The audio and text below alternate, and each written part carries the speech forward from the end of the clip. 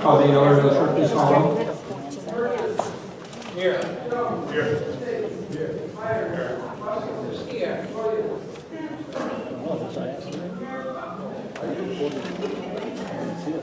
Not good. You're not contagious. Alrighty, we're going to skip item number 2. That was an online presentation, and we're having problems with our internet. And we'll move to item number 3, waive bid process for fire truck. Chief Sauk, ready to come on up, take the hot seat, man. And do me a favor, I'm going to try to, if you have a presentation tonight, please speak loud into the microphone. Make it sound like you're yelling.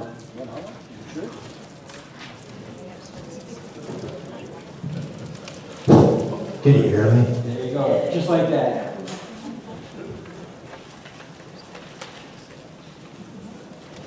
Mayor, Board, thank you for giving me a couple minutes to go over the bid process. As you are aware, the last time we had the meeting, I informed the board that we will receive a $350,000 interest-free loan from the state. That gives me some leverage talking with these vendors. We're in the process of getting specs from vendors right now for the purchase of a new tender pumper. This vehicle will be used as a first out engine on unstructured farms. We've been dealing with 5 vendors, as you know. I mentioned that the difference between the 350 and the going rate for the 5 that we've been talking to has been about $420,000. And I mentioned it at my last presentation that we were looking at probably another $50,000 or $60,000. But one of the vendors with the discounts paying up front the $350,000 and the discounts that they give, we got that number down to $391,000. What I'm asking the board is to give me a no bid clause, so I've got some leverage with the other 4 vendors. If you got the money in your hand, you're going to get a lot better deal than if we send it out for bid, and then the company has to take over the bid process, which costs us money in the long run. Figuring out the discounts that I've already received just on paper, it's not been signed, sealed, or delivered. We're looking at a cost savings of over $20,000.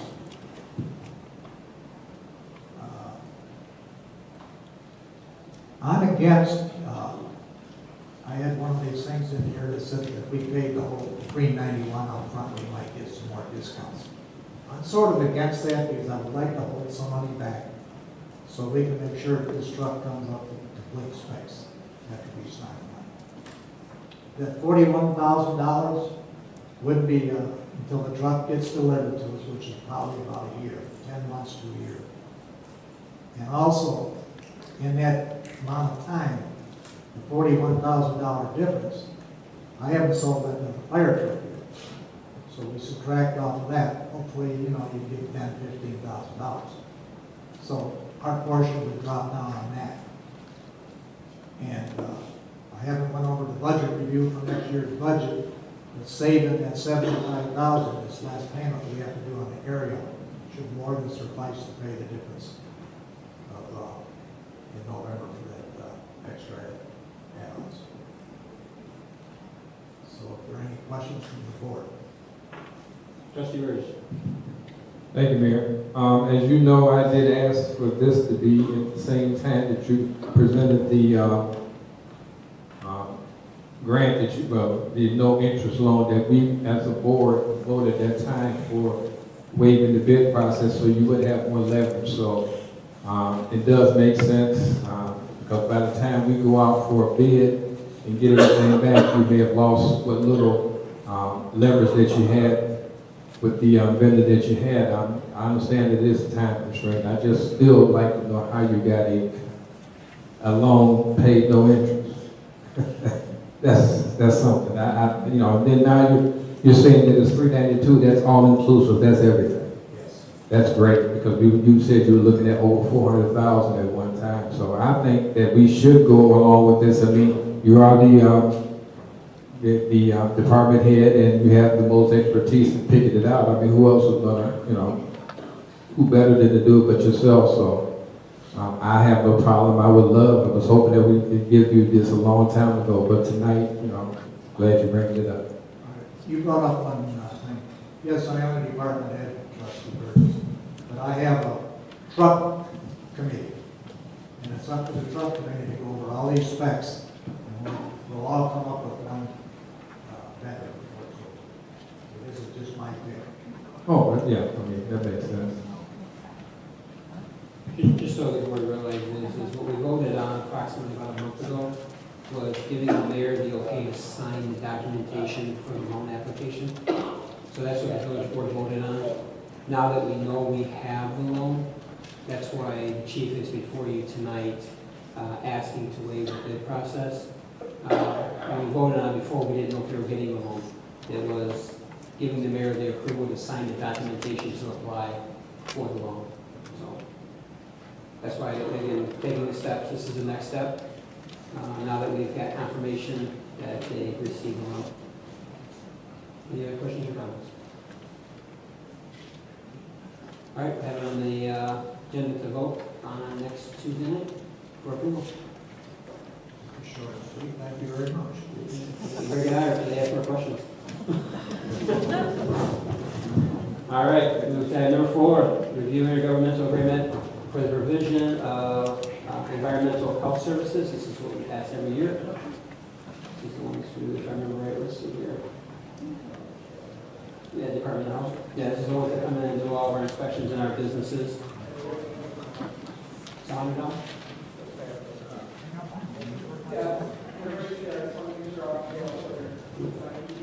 We need to double check the ordinance because we may have to raise our rates now.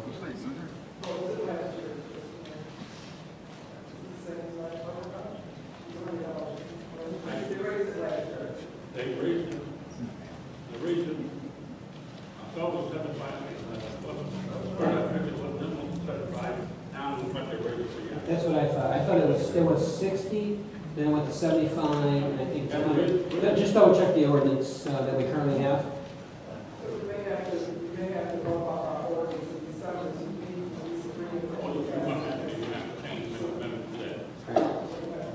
Because that's all, the way we did the ordinance was the first inspection is automatically into their new license. If there's any additional, then we have to pay. Problems that we're having to build, look at, counties have their own schedule. Right. And we have our schedule set for April and December.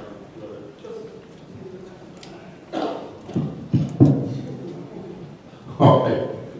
The trouble we have is county has their own schedule. We have our schedule too, April, and then the liquor license and stuff comes in effect in December and so forth.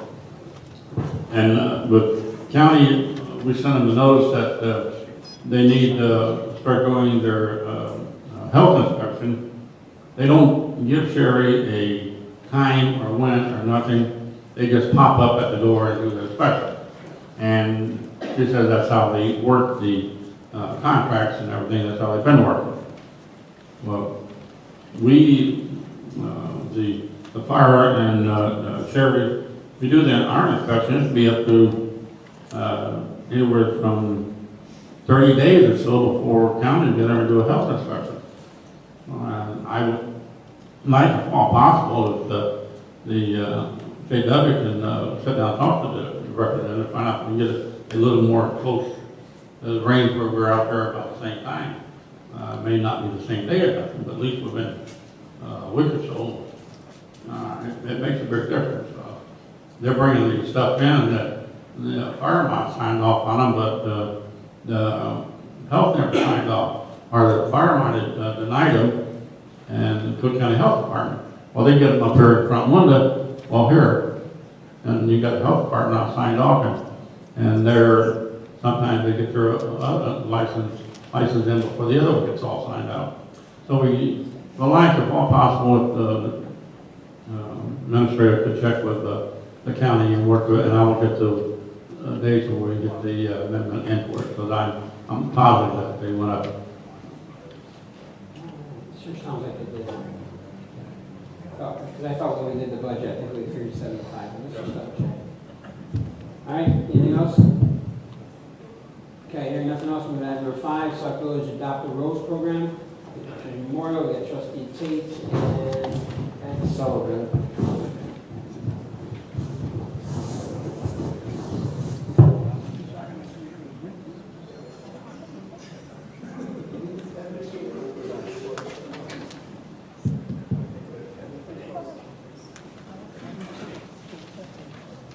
Good evening, Mayor, trustees.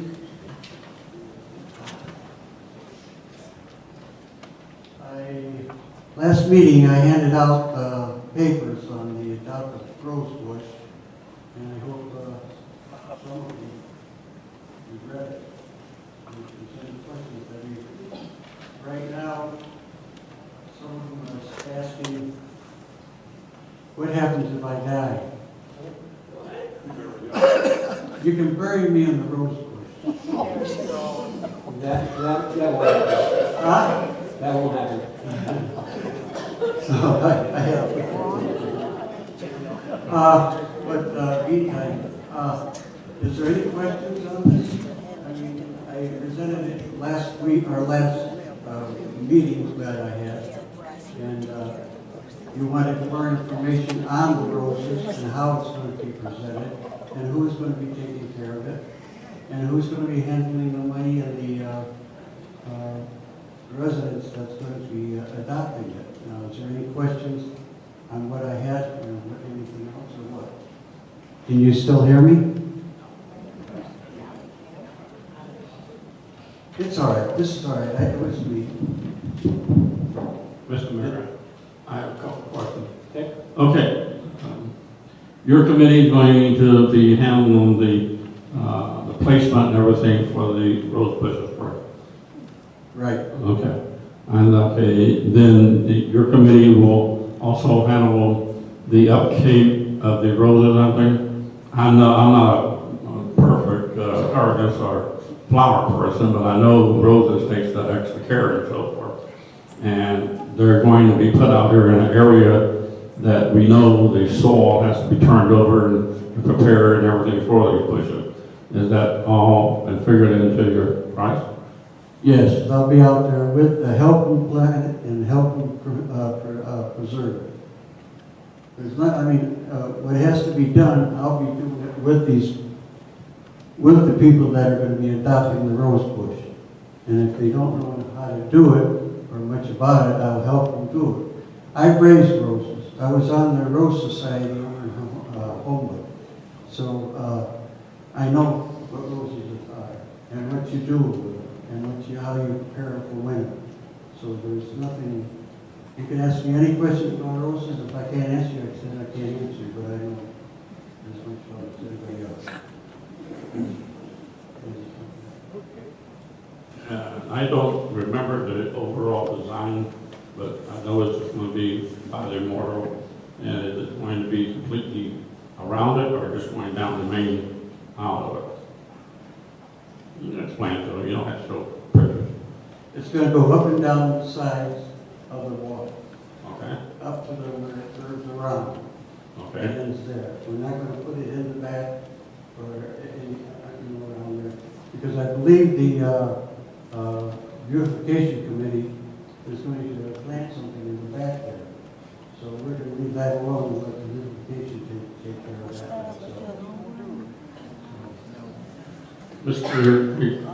That will still leave us plenty of room, and where if in the near future we were able to get something other donated from the armed services to also put it out there, still leave us enough room. Are you talking about the length in between? Yeah. There's 3 feet in between the roses. If we don't get a lot, it can be more than 3 feet because we don't know.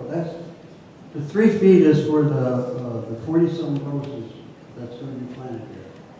Now, if we get less than 43, it'll be the space will be more so. So if you have something to do, on Veterans Day or something like that, and you want to put something in there, yes, you can do that.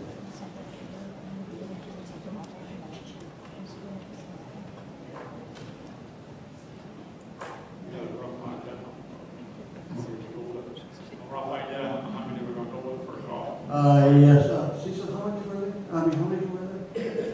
13 on each side? It was 13 and then I think 12 total. Total. Around So about 47? About 47. Well, we have 14 rose bushes that we're going to be choosing from. And they're all about the same with the red and the deep pink. We're not going to go like yellow, white, burgundy. We don't want to do that. We want to blend in with veterans.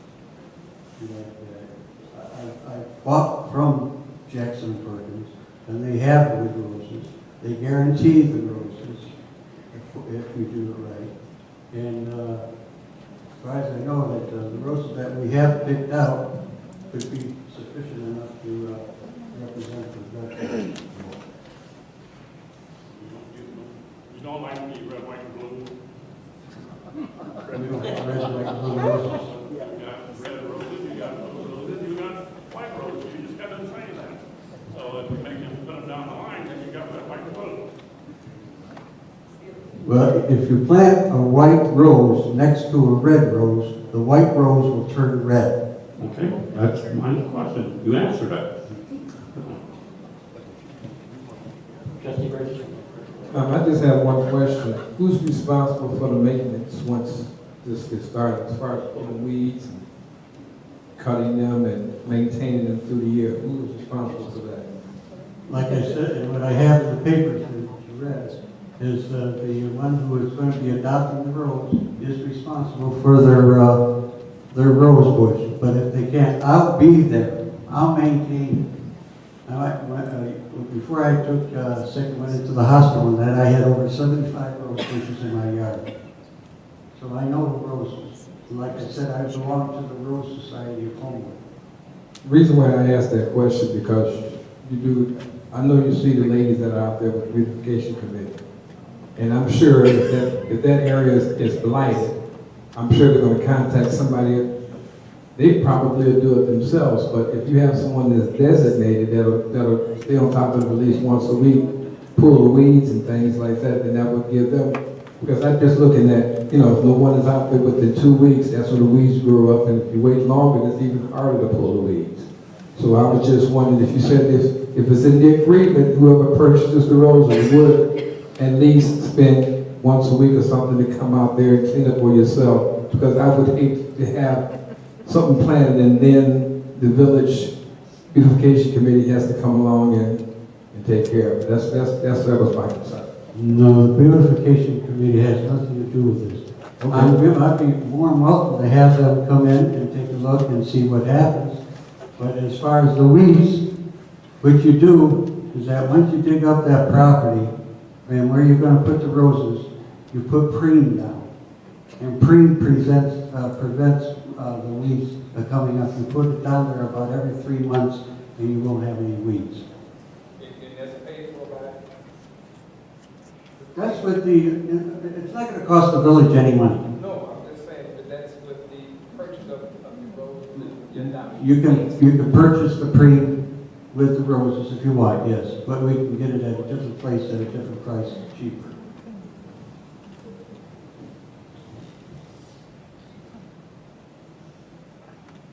Is there any other questions? I do. I've got some questions. Oh, And I'll be honest with you, I love roses. Every time I get in trouble, I buy my wife a dozen and bring them home, so.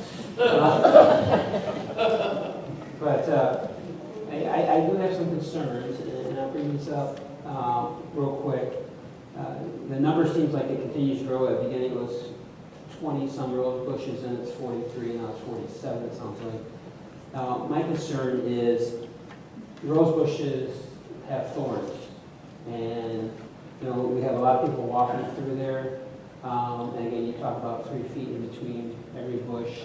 I think my concern is, someone getting pricked or scraped, or we all know what happens when a child, especially as a board, knows what happens when a child gets slightly cut, how it affects us when it comes to litigation, things like that. So I do have a concern about that.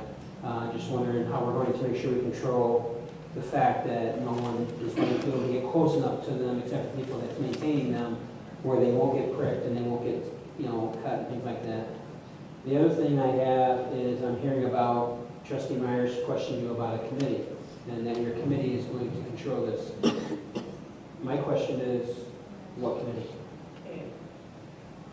And Well, who's Mayor, the chair of that committee? the committee is myself, well, it's trustee Cecil Tates, myself, and I hope the committee would be the trustees as well, because they have to vote on it in order to favor of that happening.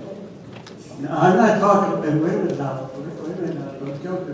I'm not saying that you have to come out there and do the work. I'll be out there every day looking at those roads, see how it's going to be taken care of. I'm just trying to figure out the committee, because there has been no committee appointed. And I'm just wondering if one of the trustees are doing it under their committee. I know we have a beautification committee already. Have you presented this to the beautification committee and see if you get their buy-in on it? If you remember correctly, when we had that Veterans or Memorial Day session out here, I came up to you and I asked you about adopting a rose bush. You said you should go to the beautification committee. And then I went to the beautification committee and they said that we have nothing to do with that because it's village property and it has to go with the veterans. So they told me to go and see Cecil Tates. So I went up there and I talked to trustee Tates, and he said everything seemed to be all right. I explained to him what it was going to be, who's going to be doing it, and how it was going to be done. And so that's how it came. But I came to you first. I know. And I said go to the beautification committee. You told me to go to the beautification committee, and the beautification committee said I'm not going to be consistent to word by word, but they have no control over it.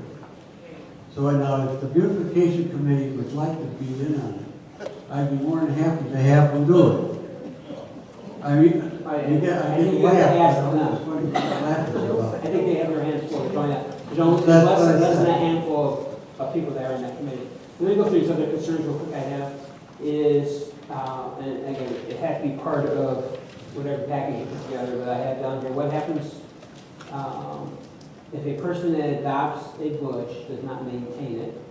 And I know you said, well, you're going to be out there every day, you're going to be maintaining it, but there's going to be days in weeks you're not going to feel like it, okay? And the other thing I have is, how long after a person no longer maintains a bush that they adopt, do they no longer, own that bush? And what's going to happen to that bush? Does it get pulled out? Does someone else get to adopt it or put their own bush in that location? Again, I don't know if you have that in your... I don't have it in my papers here, but if that happens, you give them at least a half a year growth on it. If they don't want to maintain it, I'll get in touch with them. If they don't want to have it or not, I could always have somebody that's on the list that would like to adopt a bush, and they could have that rose bush instead of the ones that did adopt at the beginning. They also have to pay the $27 for the rose bush. Right. So if I get this is falling under the housing committee. No, it's not under the housing committee. No? No, it's under the veterans committee. Hey, Oh, I please just keep made one up. Hang on. Okay.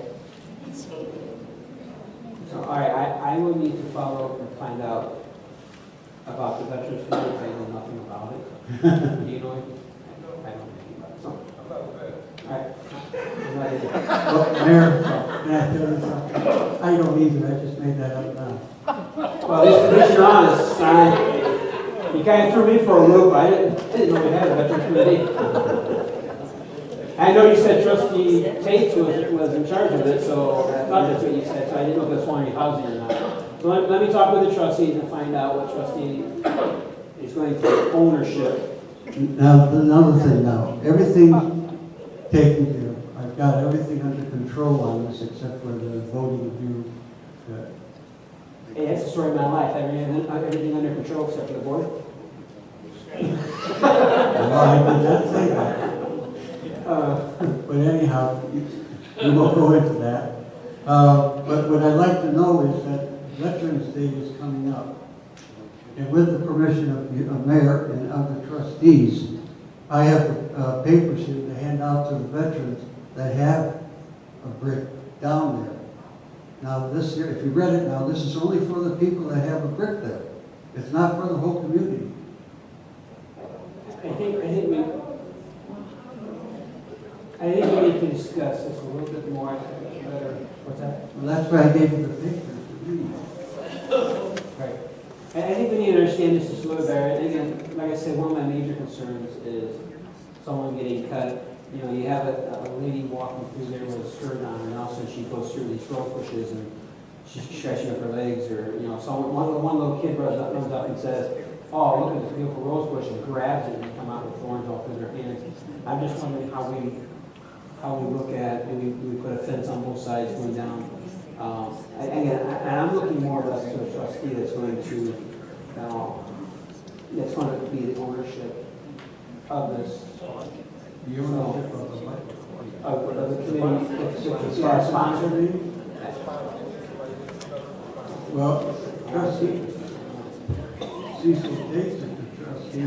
I know trustee Tate has asked to have you put on the agenda. This is the second time, but I don't feel that he's taking or sponsoring or ownership of this committee, and we'll have to talk to find out that. Well, with the permission of everyone, is it all right if I hand this out? It's the papers I gave you. Right. I think, you know, how about, since you guys are running the Veterans Day, you want to meet with them afterwards, you two? Yeah, you want to, willing to come to that. Well, I am. But I don't know if everyone there has a break, so I don't know how. If they don't have a brick, then they won't get one.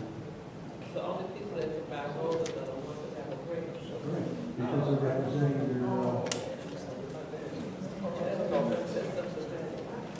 I mean, oh, you thought it was for everybody in the village? I think so, because a lot of Did people you that read have the bricks. papers I gave you? No, a lot of people that don't, that have bricks don't live there. Or they're. Well, if they don't, they can still adopt the, there's no worry about the maintenance of the rose bushes. I love rose bushes too much. I've had this, I've dealt with it, I've been, once with it, and everything else, so there's, I'll take care of it. As far as thorns, there's a lot of rose bushes, and I looked at the rose bushes that have maintained, there's very few thorns on it. And what they have is, No, I just wanted to say, I mean, if you know, you're commended for doing something like this because it is commendable that you want to pursue something and have the everlasting, you know, memorial or whatever out there with the people that are involved. But all due respect, just you by yourself, sir, is not going to be enough to take care. If you get 40 people, or even 30 people, to put 30 bushes around there, and you got to come back every week just to weed them, you're going to be there for 2 or 3 hours on your knees. And you don't worry about weather. We're not even talking about the weather. If you had people that just from my personal point, because I am a master gardener, the ladies that... you're a master guy? Yes, I am. Oh. And I studied down at the University of Illinois. Yes, sponsor. No. Okay. But no, what I'm trying to tell you is even with your beautification committee, that's not enough ladies to do that. You're taking on a project that you just got to say, you got to preen, you got to weed. Even though you put their preen down there, it'll help for a minute.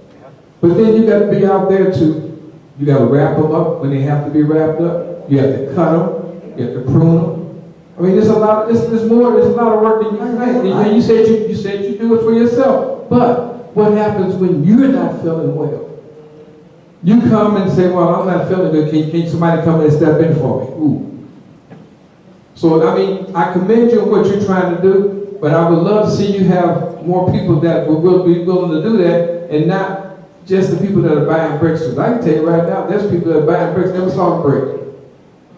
They never saw that brick. I mean, it's there, but they don't. I mean, they don't come and clean it up. But you do have a certified beautification committee. If you got with them and ask them to be partnership with that, because they're out there, they know what they have the material. But I would think that you would want to do that first before you just say for yourself, I can do all this. It's not that easy, sir. And I'm just trying I'm to saying that I'd be out there and helping out there, and I'm not saying that I'm gonna be the sole worker.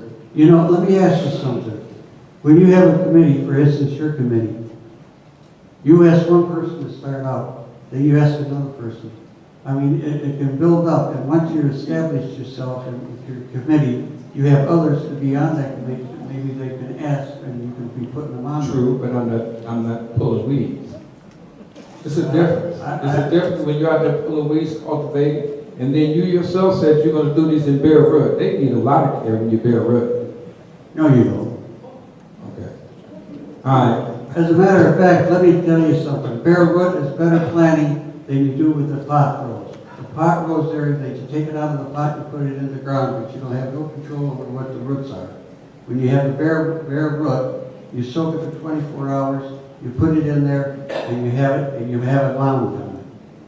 Okay. I'll tell you what we're gonna do is I'm going to wait, I'll see if a trustee wants to come to me and say they want to sponsor this committee, and with sponsorship, but I would encourage you to talk to the beautification committee, see if they're willing to sponsor it, because that committee is already up and running, and their job is for the beautification around our buildings and things like that. So, but I put it out. I haven't seen anyone jumping forward, but they may want to come talk to me later or shoot me an email saying that they want to sponsor this. All right? Well, like I did, I gave to, I don't know why. Yeah. His days getting down and getting in the dirt is over with. Well, you don't have to get your hands dirty.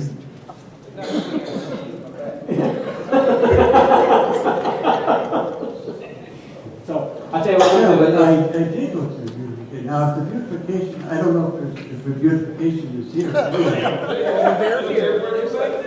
Listen to every word you say. Well, then if they would like to come in and form this committee or be in the committee and, I would encourage you to get on their next agenda. They announce when they're having meetings and see if this is something that they want to work with you and sponsor, okay? And then let's go there, because remember I said go to the beautification committee first. I did. Right. And the beautification told me to go somewhere else. All right, well, there's Wait a minute, let me correct myself now. I didn't speak with the person that's the chairman of the beautification. I spoke with someone that was associated with beauty, and I didn't know that. Okay, so what you want to do is talk to the chair especially. See if you get on the next agenda. And again, because remember, like, I was leading you in the direction of the beautification committee first to see if they want to get involved. I would encourage you to do that first. I will wait to see if any trustees come and talk to me. I'll also wait for that also. I've already thrown it out. They're all sitting here. They know that I'm putting it out, okay? And let's see, again, nothing's going to happen this year anyway because it's wintertime already. So you're not going to be planting flowers. You're not looking at even planting flowers for probably Yeah, spring. you start now to put the order and get it established, and then in the springtime, you order these. Right. You order them after, they be coming in after March 23rd. But you have to do it ahead of time, because if you don't, you don't know where you're at. Right, well, So, I mean, let's take these steps first. Go to the beautification committee. I'll see if any trustees come talk to me. now, you're talking about the beautification committee being sponsoring it. Explain to me what you really mean by sponsoring. Do you mean by working with it, or sponsoring it, that they're sponsoring this, and we have to? Well, if the beautification wants to take this on as one of their projects, every committee has projects, right? I know. So if they want to add this to one of their project lists, that means they're coming in and saying, you know what, the beautification committee is in support of this, and we're willing to go along with Mr. Sullivan and help them get the project going. But you need their buy-in first through their committee. Well, I've spoken to the beautification committee on other things, and they put this on their agenda and have them work this in full. And I would be very nice when you say right now, because there are members in the audience. So, I know. so what I would say is just just get on the agenda and they'll listen to you, trust me. They may not agree with you, but they'll listen to you. Well, they might be in favor. And I'm they not won't saying tell you that. to go somewhere else, trust me. No, what I'm saying is they might be agree with you and be for this, but they don't have the time to do it.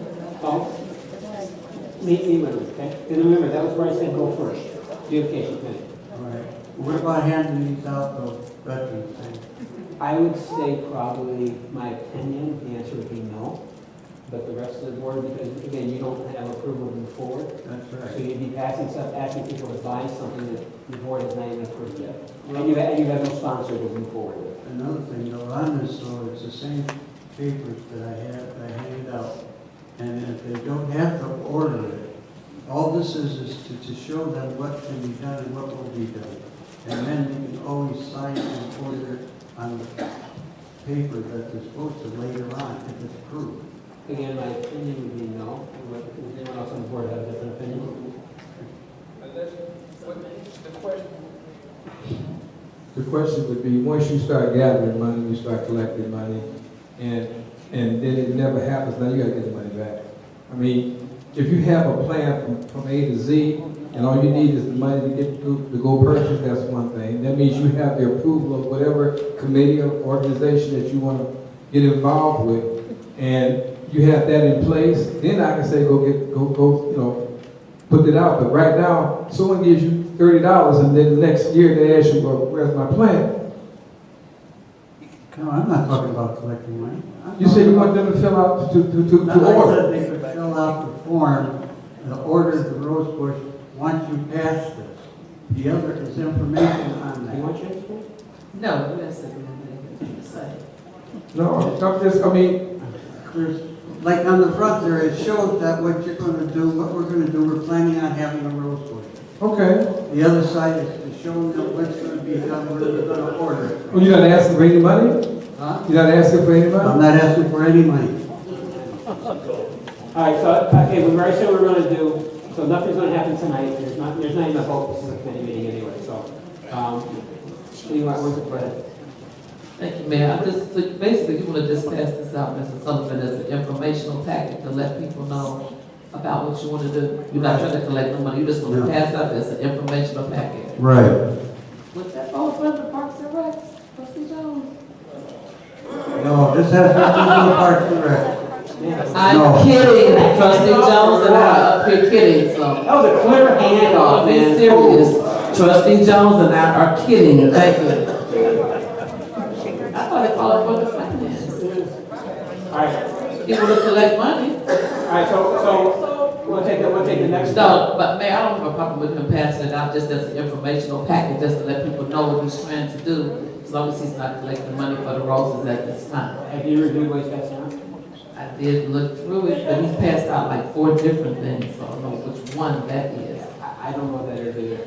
This is the same as I passed out with food. It has the whole thing right there. I would say that everything should have to be halted until there's an Hang on, actual hang on. idea in place as far as who's gonna be assisting, what committee is gonna be, if there's gonna be a committee sponsoring you, if there's gonna be a trustee sponsoring you. Because I would hate that if someone got really excited about this and passed it out to them, and they really wanted to participate, and then it didn't go through. So I would say to hold off until there was actual order. But this here is that I can put this out for advertisement, that's anything else is. And in doing that, maybe the ones that are looking at this might want to be on the committee. And I can see your point, but the fact that it's already got Sauk letterhead on it will make people think that it's already been approved, and that, I think is problematic. So I'm just one person, but I would say, I just have been looking at the packet, and there is an application in there, there's prices and things like that. So Yeah, but I would that's showing put it on what the hold. prices are. Right. And again, you talk about in the very front line, it says Sauk Village should be planting. You don't have a sponsor yet, and you haven't gone for before the beautification committee yet, don't say how, sorry. To take these steps, okay? Go before the beautification committee. I'll see if a trustee wants to sponsor it, because again, there is information, there's applications for people to fill out, there's price list in here on this packet. This is the packet that you plan on passing out. Yeah, but the prices are on the back. We can take that price off and not have to hand it out to them. I would say, That's all. I would say right now, I mean, oh, you want sponsor? Just want to ask Oh, I mean, so far as the bricks are concerned, do you have a list and address and names of contacts from the bricks that you could use as a list to pass these out to? no, when that was done, the bricks were done, there was nobody writing down who's what or when. That Okay, was a regular so search. if they only go to the people with the bricks, how are you going to get in contact with the people from the bricks? From the brick. Yeah. They come in here and they ask me, okay, I'd like to be there because I have a brick down there.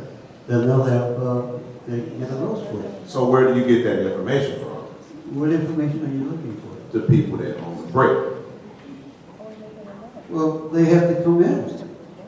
I mean, that wasn't my doing. When the bricks were being ordered, it wasn't my problem for the bricks being ordered and what name was down there. If you remember, no, you wouldn't remember, but then I did come up to one of the board and I asked them, do you have the names of the ones who bought the bricks? And no one said anything. They didn't have it. So That's- how, I mean, how right do now- they get that information? Well, that's why we have this, and you have Veterans Day. You hand this out to veterans, word of mouth. You know word of mouth, you know? as of right now, it's like a trustee's probably different, it's on hold. Do you agree? Because I got it, Debbie's having the bricks together. You can buy your brick. All right, so right now, What? right now it's on hold, okay? And again, go to the beautification committee, I'll see the trustee wants to sponsor, it, okay? And that's where we're at right now. Another thing, I'd like to get it crossed over. I think you got a lot crossed on it, go ahead. The main thing I'd like to do is let the veterans know, and the Veterans Day would let them know. We don't have to have the price. I'll take the prices off. I will I'll leave take the application off. All I you have to do will is leave that advertise. up to the two individuals who are hosting the Veterans Day. If they want to, that'll be up to them. So, I'll be there. I'll let you corner both of them. I was going to be there anyhow, even if this wasn't happening. My son was in the service. All right? Any other questions from the trustees? Wait a minute now, I do have a trustee. Hey, I control this. Do you have another question? Yes, I do have a trustee that's sponsoring this now. How many trustees do I need to sponsor? Who's your trustee sponsor? Tate? Trustee Tate? Okay, I will discuss this with trustee Tate to make sure that you're all on the same page. All right? All right, I can do that, right? Trustee? Would you like me to be there when you talk to trustee Tate? No, I'll give him the opportunity to talk to you. Okay. All right?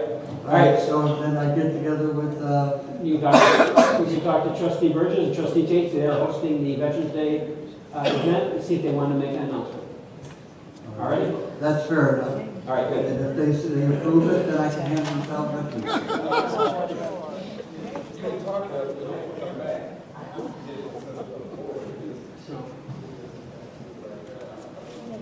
I guess I misunderstood what you had to say. I thought it was if they okay, that it would be all right. You can talk to them to see if they want to make an announcement. All right, about Yeah, well, when's Veterans Day? the 11th? November. 11/11. And the meeting at 11 o'clock. 11 a.m. Well, when's the next meeting? Next week is the 10th. Yeah? Talking about this week? Well, The what next board meeting? meeting is the 10th. Well, did you have 5 in We'll work on it. Okay, so work on it. All right. there? That gives me a day to have this, and I can hand them out, and you're okay.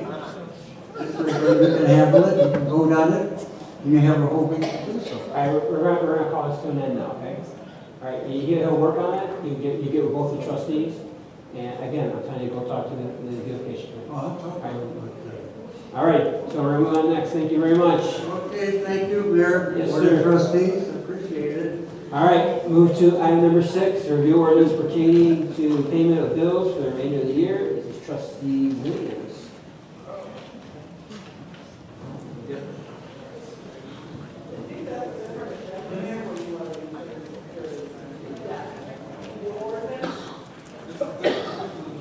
Oh, you know, okay, I'm sorry. So we're gonna go to item number 7, this is getting moved down to the next, I'm sorry. This is the Budget and Finance Committee update, trustee Williams. Sorry about that. So we got 2 items being moved to the next committee. Okay. Number 7, sorry about that. What you have before you is a proposed policy. We've been talking about this for a while. We did have a meeting last week, and we discussed some of the issues that are happening in the village, some of the concerns we've had in the past, and this was something myself, Trustee Myers, Mr. Behrman, and Mr. Brown, we met to kind of discuss what was probably things happening and how we kind of solve those things. If you'll notice the first paragraph, we talk about the maintaining fiscal transparency and responsibility, and that we expect department heads to properly forecast and ongoing expenditures in an attempt to preventively remediate hand checks. That's one of those things I know we talked about. We would like to do hand checks, sometimes they aren't needed, but if we as a whole village could do better about forecasting our bills, hopefully the need for hand checks will go down. But even as a bank, there are needs for hand checks, so they're going to go down to any amount between $1 and $999.99. What we are proposing is that the finance director would be able to make that payment, and then it would be his responsibility to indicate why that payment was made, and that would be attached to the account payable prior to that regular board meeting. So just like you did your account payable the Friday before board meeting, the sheets that we talked about at the last committee meeting that had sample on, an idea like that would be sent with the account payable, where you would have the amount, who it was to, the date that it was written, the why it was written, the account number that it came from, and then as Trustee Burgess stated before, a description of what that account is. So we don't all know what the account numbers are and why they're there. That way we don't have anything police fund or fire fund or whatever. Use Mike.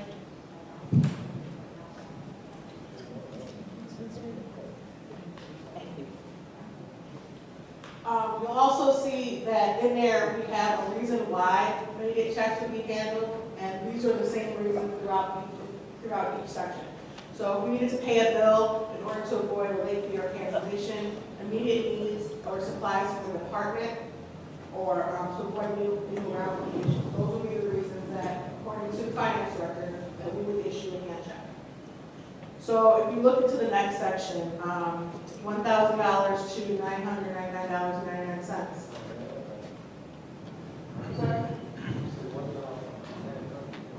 I'm sorry, $1,000 to $999.99.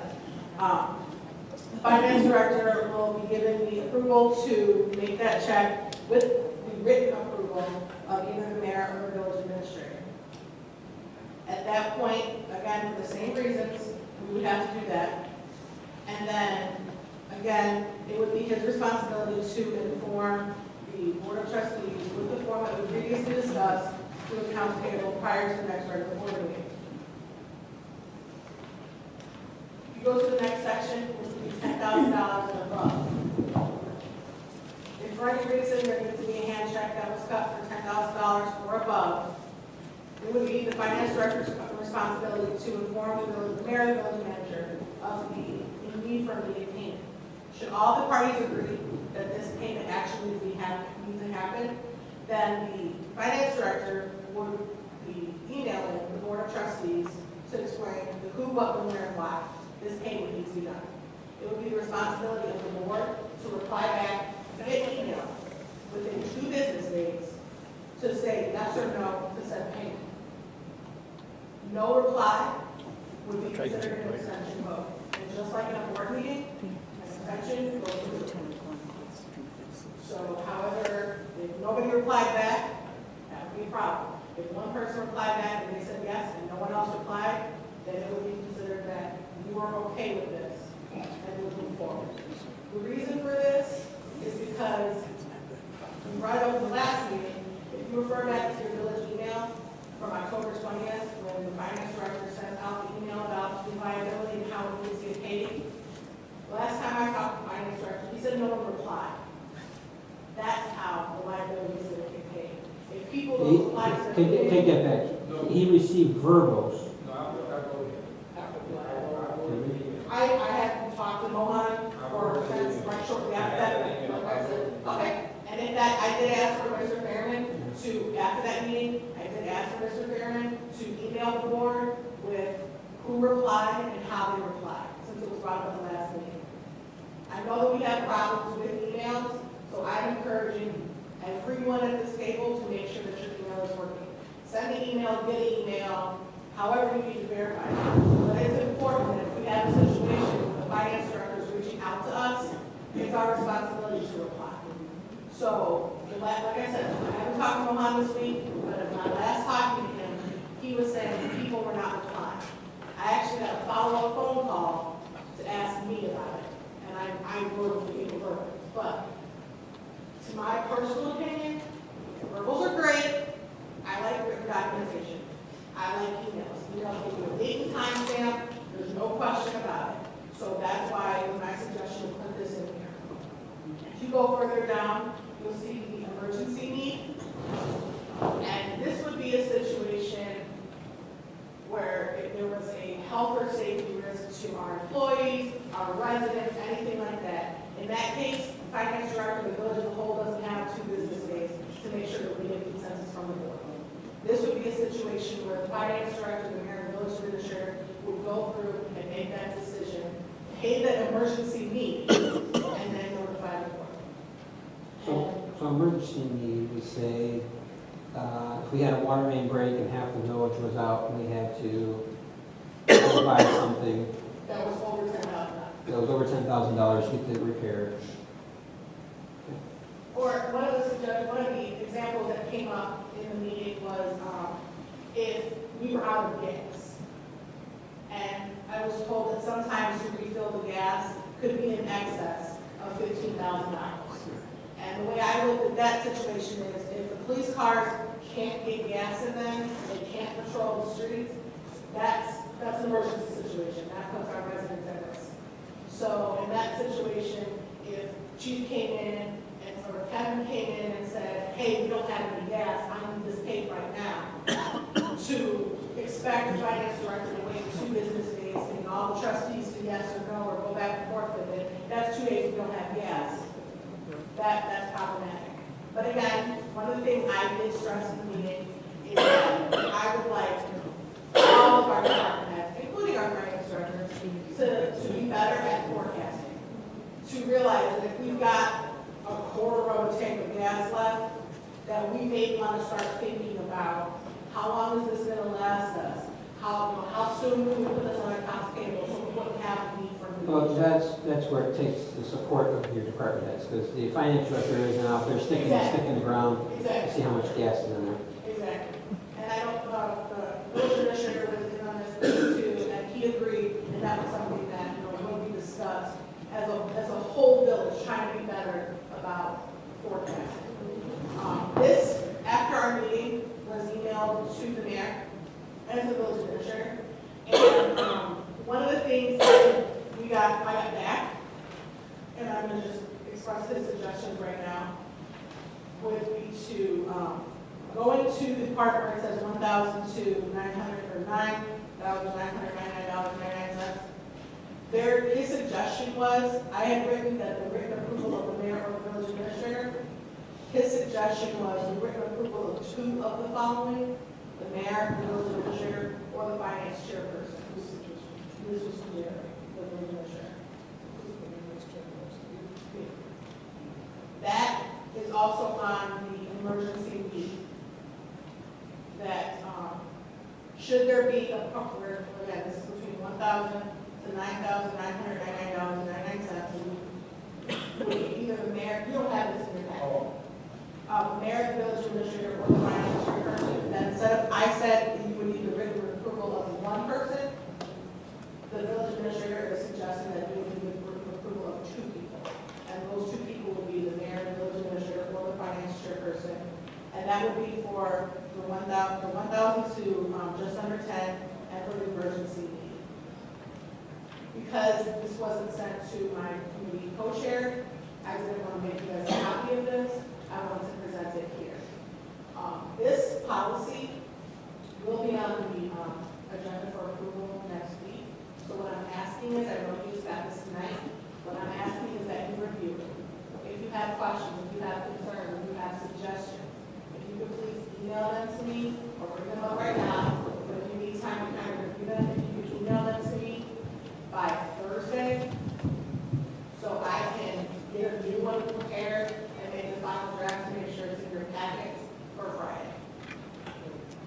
Trustee Jones.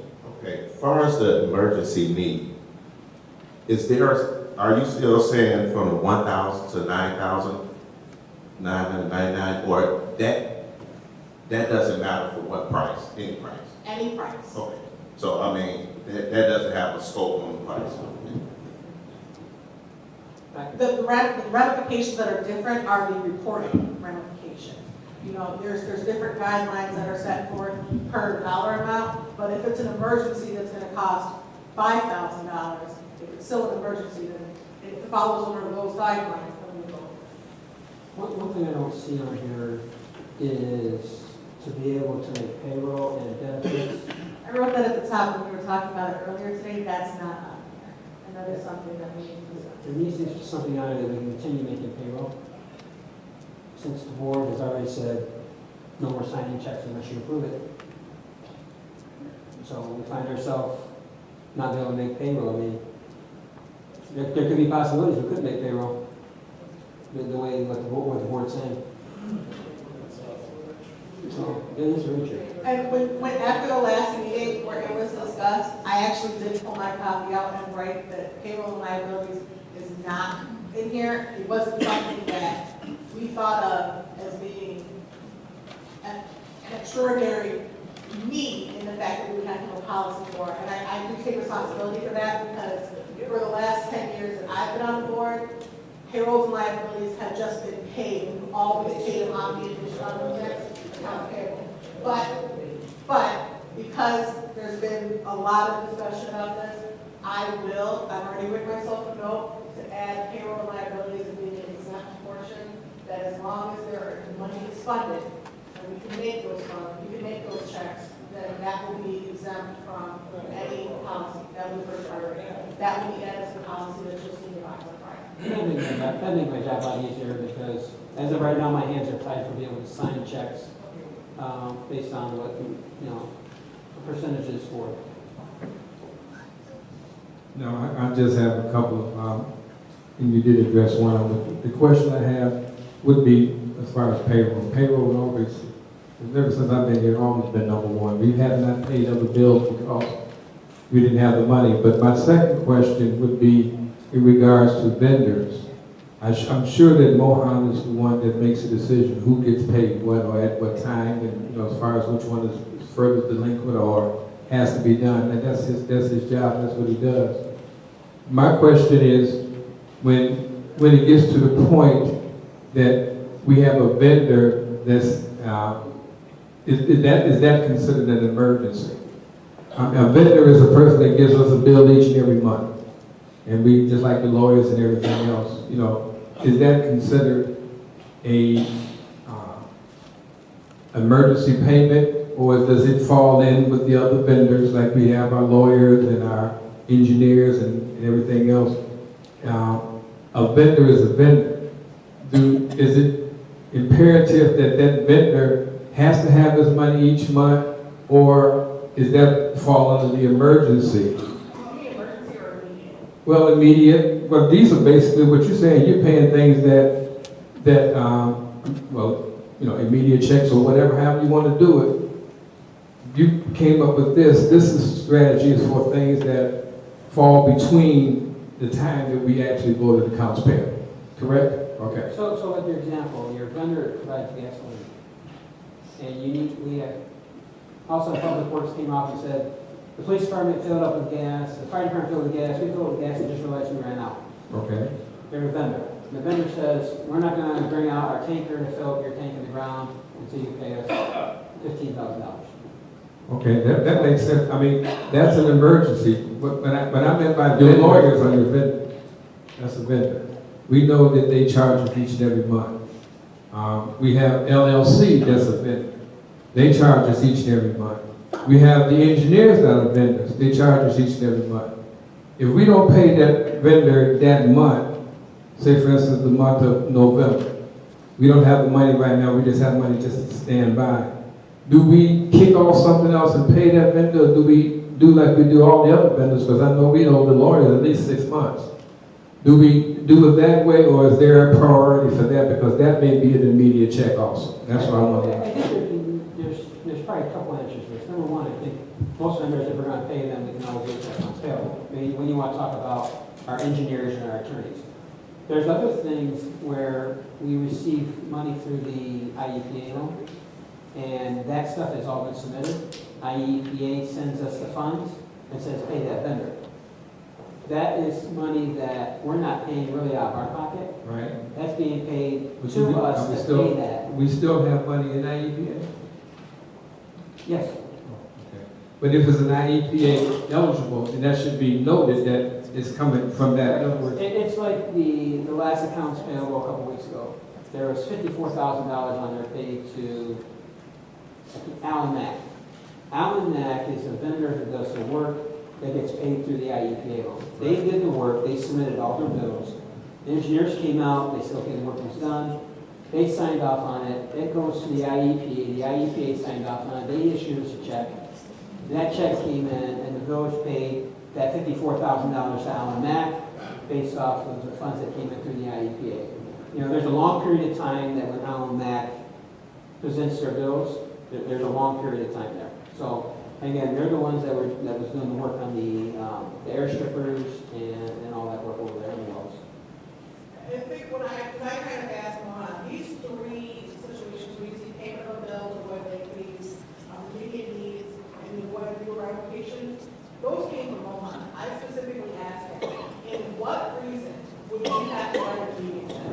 So if you take the IEPA situation, the reason why that was a immediate check, way over the swing state, is we were given this money. We were then given an invoice. It's our responsibility to pay that. Since we were already given that money, there was fear of legal ramification if we held on to it too long. Well, that makes sense. So that was immediate. and that makes sense, even with the garbage bill. We get that money every month. And that money's sitting there, and I can understand it, that's, I have no problem. But But what would you consider that, if they wanted to cut a hand check for Skyline or Ally, whoever it is now? I mean, Skyline's money should be there. Most of their money should be there. I'm not saying all of it because everybody doesn't pay their bills And on you time. bring up some good points, because, you know, what do we say is acceptable pay? You know, That's what I was asking. Or do we say, oh, you know, Skyline's money is, it's sitting there, I keep on calling Skyline, but Ally's money is Ally. sitting there. No, But you know Republic. what? Republic, Skyline, Ally, Republic. So, do we say we'll continue holding that money until we do accounts payable, or do we say, okay, that's their money, we're gonna go ahead and pay it? I mean, Because it's. we do it like we've been doing it. I mean, because we're gonna be behind with Ally. I mean, yeah, we call it Ally. Republic, we're gonna be behind with them because we don't get 100% each and every month from every bill. So we know that. They know that. And I just don't want them to go 4 months and then have to come back and get an immediate check. You know, because they're either threatening or I don't think they're threatening. that would fall under legal ramifications. Right. Or the other way we explained it was, sometimes we don't have the money to pay a certain bill. Like you just said, if you take a call, like people aren't paying their water bill, therefore we don't have the money to pay fine. If we've got the money in between accounts payable to make that bill, if we can avoid additional late fees, and we've got that money now to make that bill whole, then in that situation, that's when Mohan would use his judgment to say, let's pay this bill to avoid another late fee, to avoid another whatever. In that case, that would be in between accounts payable, he would make that payment. But what I explained to him is, good, good, if we can avoid a late payment, if we can stay current on things, better, let's do that. But no, and we can't forecast, that's not something we can forecast, because we don't know if we're gonna have the money. All of a sudden, we have the money, we wanna make good on our bills, let's do that. But then that would be where that form would come in. Because if you have an immediate check for Republic, you and me and everybody else, like I say, Republic is an ongoing bill. We knew we were having this bill. We knew we were doing this, why didn't we get accounts payable? And then that would be from Mohan to say, to avoid additional late. Well, yeah, We were able to do that. but we collect money for them on their behalf. And that could be explained in that form. Or residents didn't pay their bill until after the last time the accounts. Well, yeah, I mean, I think that, like I said, we're gonna be behind with, Republic anyway. But my question was, what constitutes immediate or paper check, when it comes to a vendor? Okay, so another example would be, You know, part of the problem problem with the finances here is basically we have Mohan as the person that's responsible as one accountant, so to speak. So what we have to do, we're telling our department heads, a lot of these things that we have trustees and members of the public is because, you know, we don't buy stuff on a quarterly basis that we use all the time. You know, those type of things need to be bought on a quarterly basis and not, you can kind of decide how you can pay your money that way and to cut down some of the necessary needs of this emergency payment. Like, for example, some people owe a little small amount of money and they want to check before they give us a widget because we haven't paid them. You know, so if we bought this stuff on a quarterly basis, stuff that we know we're going to constantly use, we know that we're going to have use so many gasolines per month, we should be able to forecast how much that's going to be, at least for a quarter, and be pretty close to it. That's what we're trying to do. And I think that will help something. Now, it's not going to answer all the questions about, you know, some of the bills that's back, but it will give us the opportunity to have money to pay those bills that we know large, like the Republican garbage collection and that type of thing. It won't solve all the problems, but it certainly will put us on the road, as far as we can see, to not having all these handshakes. That was something that the Budget Finance Committee discussed as a way to additionally forecast. So if we were ever in the position to be able to buy things on a quarterly basis, that would eliminate the need for handshakes. So we're not there yet. That's something that we're looking forward to do. But to answer your question, go back to vendors, the reason for an immediate check, let's say we're in the process of getting in Washington through the COPS grants. So good example that I feel like was always kind of behind on, and it was on account payable for a different department this year, this time, was uniforms. If we go to our uniform vendor and he needs uniforms, if the new cop needs uniforms and that person is not able to get those uniforms because we're behind on our payment, then in that situation, that would be a time when Mohan would use his judgment to write an immediate check, if we had funds, to write an immediate check to pay the vendor so that that officer could then get their uniforms. And then depending on the amount, would follow in the reporting with the trustees through the proper practice that is set as part of the policy. But that would be one reason why our vendors would be paid. But like you said, Mohan's job as finance director is to do a lot. One of them is to prioritize. And once we have the funds, it's his job to determine what we can pay when. And if he can avoid a late fee, if he can avoid legal ramifications, if he can address the immediate needs or supplies of the department through an immediate check, that's what he wanted to do. And those would be the reasons why. And it would have to fall under these 3 items, which he told me would be the only reason why he would need to do an immediate check. And that's a good analogy because I did see an immediate check being paid to one of our vendors. And the reason why I'm looking at it, I'm saying, well, why was this done like this? We knew beforehand that we had to pay that vendor. Why did it have to be an immediate check? Now, quite naturally, yes, the lawyers and the engineers have been working with us, but they want their money too. But if you know that every month this particular vendor that money's going to be the same, we either can't do it right now, but not make it an immediate check, make it at the next accounts payable. Because my question is, why would it have to be an immediate check to a vendor that we're ongoing? That's ongoing. Why would it have to be an immediate check unless we're behind in a spot where they get ready to sue us for X amount of money and they need something right now? That would make sense. Yes, I wouldn't have a problem, no problem with doing that. But if a person is a vendor and is working for the village and has been working for the village for a period of time, they should know. Why do we, if we can't pay it right now, then we know that when the next accounts payable comes, then that would be one of our priorities. But to issue an immediate check right then and there for a person that's already here, if we're doing it once a month, then we should make sure that we add that money in. But for that to be an immediate check, I didn't have a problem with that particular one because, what was the reason?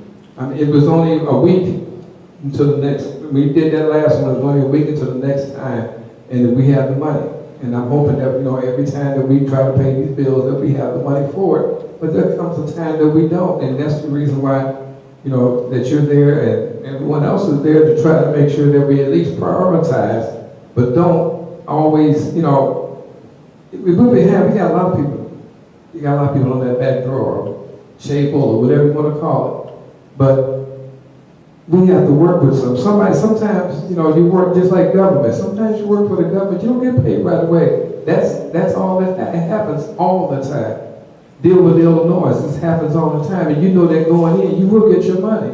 But to make it an immediate check and make it had to be right then and there, that's what I had a problem with. It should have been, it's like the lawyers, they've been waiting, they've been dealing with us for years and years and years. That was all. All right. I wanted to say that we also trust Mohan to, if it comes in doubt, send an email out to the trustees and ask. If he's ever come to a point where if he could decide one way or the other, then we're only email away. Yeah. And that's a great idea, because I'll tell you right now, this new police chief that we have, he emails every time somebody walks the street wrong. I mean, we get emails, 3 or 4 times a day, so it can be done. It can be done, so yes, at least let us know, that's what I'm saying, at least let us know. I hate to be now in the know, and then I come and find out, well, we just got to pay X amount of money, and why? All right, so read it, go through it. If you have any questions, if you have anything, get hold of Trustee Williams. All right, and then something you want on the agenda for next Tuesday. Please, and like I said, if I could please have your suggestions or changes by Thursday at 5. What I'll do at that point is if there are any, I will email them to Trustee Myers, Mayor, Village Administrator, and Mr. Rao, Finance Director, and we will discuss the changes, and whatever the consensus is from there, we will put in the policy, and then we'll have it in box on Friday. All right, okay. Move to item number 8, review rain barrel ordinance. Trustee Myers. Okay. Raise your mic. The rain barrel ordinance we had in front of us a few weeks ago. We discussed it. There was a couple of questions came up on it. We went through the question that was asked, and we made some changes to it. And I think, and I went through it with our village clerk, since this is our program she initiated, and I believe we covered all the questions that was asked that night. So we're bringing it back in front of you tonight, and like to get this on board and get it done with, because I believe the rain barrel is coming in. They're in, they're starting to be passed out to the people. We need to get on board with something in a proposal where we do it, but I think this one here, we answered all your questions. Any questions? Debbie, you said the rain barrels here, they're all set, or they have been delivered already, some of them. Just to bring up a couple points, yes, most of the rain barrels have been. I haven't got mine yet, so I can't say that they've all been delivered. I've been told that they're all ready and should be delivered. I was called today, and they told me next week, Thursday night. Because I was actually going to try to change some orders, and I was told the process is done. So I haven't received mine yet. But just so I want to put it on record, it's not a barrel, Trustee Burgess, like you just said. But the vendor got changed in between from the time the program started to the time the program completed. That's probably the biggest reason why it's taking so long. The MWRD went ahead and changed vendors. The new vendor not only changed the style of the rain barrel, they changed the color of the rain barrel. So when people started getting their rain barrel, it didn't look like a barrel. But MWRD and the vendor felt that it fits better to the house, okay? So the style is different. Some of the colors are not quite what people want, but some people are very happy with the orange color and some people aren't. Let's just put it that way. So I had a group of volunteers here last week, and I thank you all very much. We called every single person on the rain barrel list. We made sure that they got their rain barrels, or whether or not they got them. We asked them if they're happy with their colors. They got the amount they wanted. If they wanted to switch them out, we were more than happy to accommodate that. 99% of the people said either they didn't get it yet or they're happy with it. Now, the only other thing I wanted to point out is that ordinance has changed. I hope you guys noticed. The new rain barrels, it doesn't get fixed from the downspout to the rain barrel. The downspouts have to be cut to fit where the rain runs off onto. Into the barrel. So it's in the new ordinance that way, so it's not fixed, okay? I had a question today, somebody said, well, I got 4 rain barrels, but I only have 2 downspouts, okay? So it's not gonna run off into my rain barrels, because I have 4. And I said, well, then we have a situation, because the ordinance is gonna read that it has to, the rain, stormwater runoff has to run over to the top of the barrel. She said what her husband wants to do is to run a pipe from one barrel to the other, so that the water, and I've seen this, my son next door has got, one guy's got 4 rain barrels attached, and they just run. I said, as long as it's connected, the 2 are connected and not separate, they're getting water from the downspout. There's So no we have to problem make keeping total water equal part all of around. And this way, by doing that, they can put probably a little more all the way because everything getting equalized across.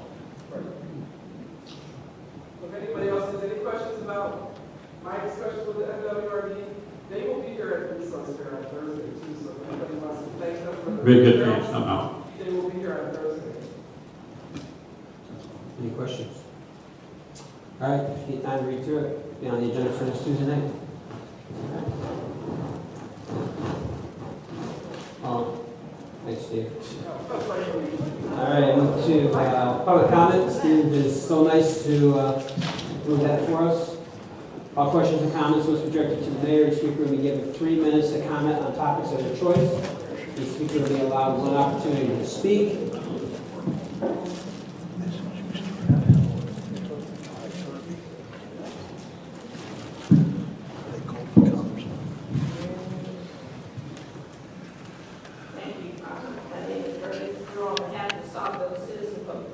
And here, public awareness. And I have 2 items that I would like to talk about. In the last meeting, I noticed there was no comment from the audience on that. Can you explain to me the difference between the last hour or so meeting that started at 5:30 and the meeting that's now? I noticed public comments are here, so what is the difference? And why the audience didn't know there were public comments for the 5:30 meeting? The second item I want to talk about is the waive bid process for the fire truck. I understand the need for the fire truck, but I want to understand the process. Why is it that, according to where I understand it, according to Chief, that a specific vendor has been chosen to get the state no interest-free loan, and I want to know why there's no bidding process. What is the thing? I understand that we might be getting a fantastic deal for them, but it seems to me this vendor is already pre-selected. I want to know what justification do you guys have to choose a vendor for this fire truck?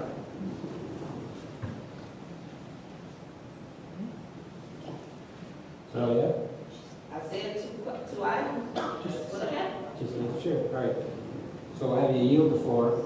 Public comment, we had 2 meetings back to back tonight. The meeting tonight, we have public comment here for anything under this meeting here, so that's why it's just pretty much, it's not like we had a meeting yesterday and a meeting tonight. These are, both meetings were back to back, so we do have the opportunity for public to comment while we're here, so we had the public comment. And then waiving the bid process, that was the chief coming up, and I don't know if he really has a vendor picked. I think what happens is there's multiple vendors and he's looking for the best price. So to be able to go in there and say, we have a certain amount of money available, what can you give us? Again, it gives them a little bit more leeway, I think. And the deputy chief or assistant chief is here, so. I know we received specs from 5, 6. We turned 1 specs down. There's no way we could do a thing about that. And out of those, there's all, every one of the vendors offer you this, offer you that. We're looking at the overall best price, but yet getting what we need on the tanker pumper. There's one said, well, for instance, we'll give you the apparatus and you can add a tank to it later on and at that, we give you a very, very low price. Well, that's not what we're after. We want everything together and all the stuff. A lot of the vendors are coming in, and the appliances and the tools and stuff are on one of those rigs. You can mount up anywhere from $20,000-$30,000 easy just on the different tools, specialized tools that we have on those rigs. There is one vendor will throw in his. If he gets told, throw in a $75,000 cutter for us. I mean, there's a different one. We're expecting out everything that we need. We're going by NFPA. We're going by the chief went down to a international show at the chief conference, and he received quite a bit.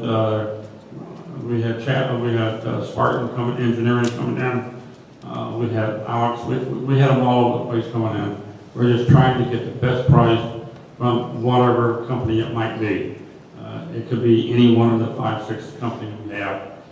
If they bring down the price and the lowest price has everything on our bid specs, then that's where we're going to ask for you to pass up the no bid process. Just we're looking at scoping out, but there's no certain ones, and you can stop by the station, we can show you all the big packages that came in. There's no certain one that we're going to go for the best price overall. That's it. And just so you know, I mean, these companies that make these engines, these trucks, they know what grant money and where the low interest loans have been given out, or the zero interest loans. So as soon as they get that list of what communities received all these monies, they're contacting them. The other thing too is just make sure I make it very clear, the fire chief is not the one who's going to say, I'm going with this company. He made very clear tonight that there is a committee that has been put together that are looking at all the specs, deciding what they need as a committee, as a fire department, what is needed the most. So again, you're probably going to see the chief come before the board probably a couple more times, as this process moves forward. It just gives someone the opportunity to say, you know what, we've got this much money we received through a zero interest loan, and here's what we're moving forward with. We'd like to see. We have on our committee, we have the chief, the captain, 2 engineers, and 2 firefighters, and I'm not even on the committee. So I just, they give me a package to look over, and so I'd much rather stay out of it. But we have a 5-member committee that reviews it, and each one of these backgrounds of the people that's on it, a couple of them is certified mechanics, one of them is certified truck mechanic, one of them is a truck driver on their regular job. So we have the expertise there, and we're just trying to get the best amount for a dollar. All right. Thank you very much. Extending the bid process. Move. Next.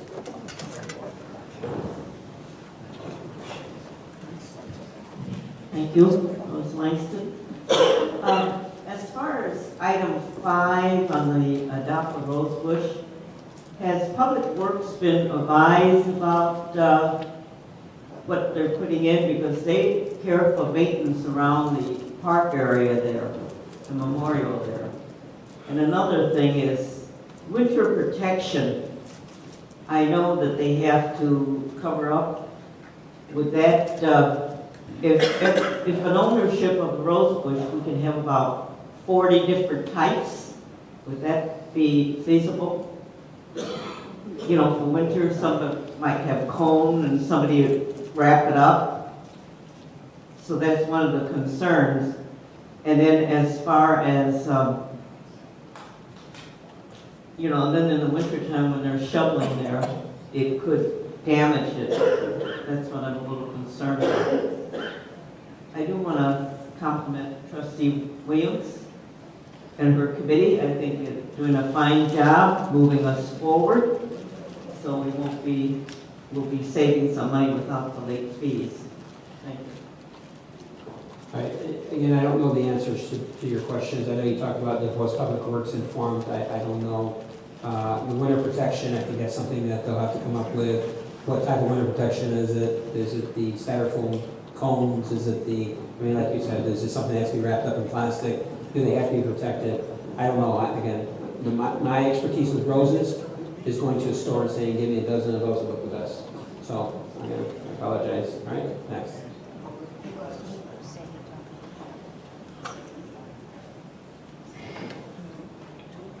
Hi, this is Linda Todd. And I want to, Hey, you need to speak up. I want to say that when it comes to beautification committee, we do go to Kevin Well. We don't do anything without Kevin Well because they maintain these buildings. So if we want to remove a bush, if we want to trim the bushes, because that is their job, they are short-handed. He will give the okay to do this. I did speak with Kevin as far as the memorial. He was not contacted about anything with a dot or rose. Now, one of the concerns that I have is, Mr. Sullivan, and I do commend you for wanting to do this, but you did not come to the beautification committee and present anything, because we would have gone through and told you that there are plans for that memorial. One of the things is to make it very simple, easy to maintain, as we did with the police department, which was a 3-year project, because we need public works to help us. Now, the dirt over there is backfill. It's garbage dirt. So trying to grow anything in it, we have to purchase special soil, which comes out of our fund, to make the things grow. Now, one of the things is we have butterfly bushes over there. We have no plans to put anything on the back of that memorial and nothing on the sides, because when you do have your services there, people have a tendency to walk up the sides, and we want to keep it clear of that. Now, we do have 2 butterfly bushes planted there. I'm not sure what he plans on doing with those, but to have 40 rose bushes in that area is quite a bit. And what would happen is it would end up like the police department, where it's all overgrown. If it's not maintained, weeds, you can preen all day long. We preen all the time throughout the village. It doesn't make a difference. And it holds it off for a very short time, as Trustee Nord just stated. But I want to just make you aware, as he gave his presentation, we go before Kevin when we're getting ready to do a project. So I asked Kevin about this, and he said he was not aware of that adoptive roles. And beautification was not approached with this. So I just wanted to let you know. Next. Yes, Mr. Mayor, first of all, well, of course, we didn't go to the meeting on the beautification. I didn't say we were at the meeting. I said that we approached beautification over at, when we had the memorial doings. No, you did not. I approached the one. Right, yeah, right here. Right here. Okay, but I approached one of the ones that are on the committee, and they said that they were able to do it. They told me to go somewhere else and go to the veterans, and that's why I ended up with Cecil. Trustee Tates and I worked together on this. Now, as far as public works, I didn't really get into it with Kevin, but I did mention it as well as I did the baseball fields being fixed, and I did mention it at the time of other things. But I really didn't get down to it, to what we were going to do and so forth.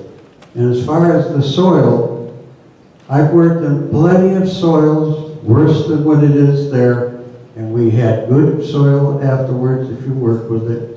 And as far as the pre, I did say that we had to put it down several times. I didn't say that it would last the whole year. So, and if the beautification committee would like to meet with me, or if they would like me to meet with them, I'd be more than happy to do so. But I didn't commit myself to beautification. I didn't say anything whatsoever about being at their meetings. So I'd like to correct that. All right, thank you very much. Got it, noted. Next. Judy Cass here. First of all, I would like to thank you, Mayor, for your acknowledging the wonderful person Ed Milliken and his passing. Secondly, I'd like to congratulate Calvin Jones, Trustee Jones, for the wonderful trunk and treat affair that I had a part in, and thank you for having me. It turned out extremely well, and I enjoyed what I was doing, and I did run out of books. Thirdly, I would like some clarification, because this is, to me, it's taken so many different roads that I'm not certain exactly where the end is. Previous administration spent money and wrote out checks like they were Halloween candy, I guess. We fought it. And Mayor, you were part of that fighting, that we needed that to stop. In your taking over as mayor, quite a while ago, there was a $300,000 transfer of funds from the water department to the general fund. I was here, I questioned it. It was done, money was spent, and then you were asking for the board to approve it. I have heard you say more than once, don't blame me. Your trustees control the money. They approved the budget. I agree with that to a degree. When 16 checks are written and they know absolutely nothing about it, and they bring it to you and the board, I don't feel that they're trying to manipulate or have things their way, or I think we're right back to square one where money is being spent without their knowledge. It's not an emergency, or all of them were an emergency, and there's no explanation for it except I'm the mayor, I can do that. That doesn't cut it. I didn't hear one of them mention payroll or benefits, and nobody has a problem with that. The problem is of writing of the checks and them not knowing about it. If it's an emergency, nobody questions you. If it's regardless of what it is, they don't question the payroll, they don't question the benefits. But I would like some clarification on why it's so out of control.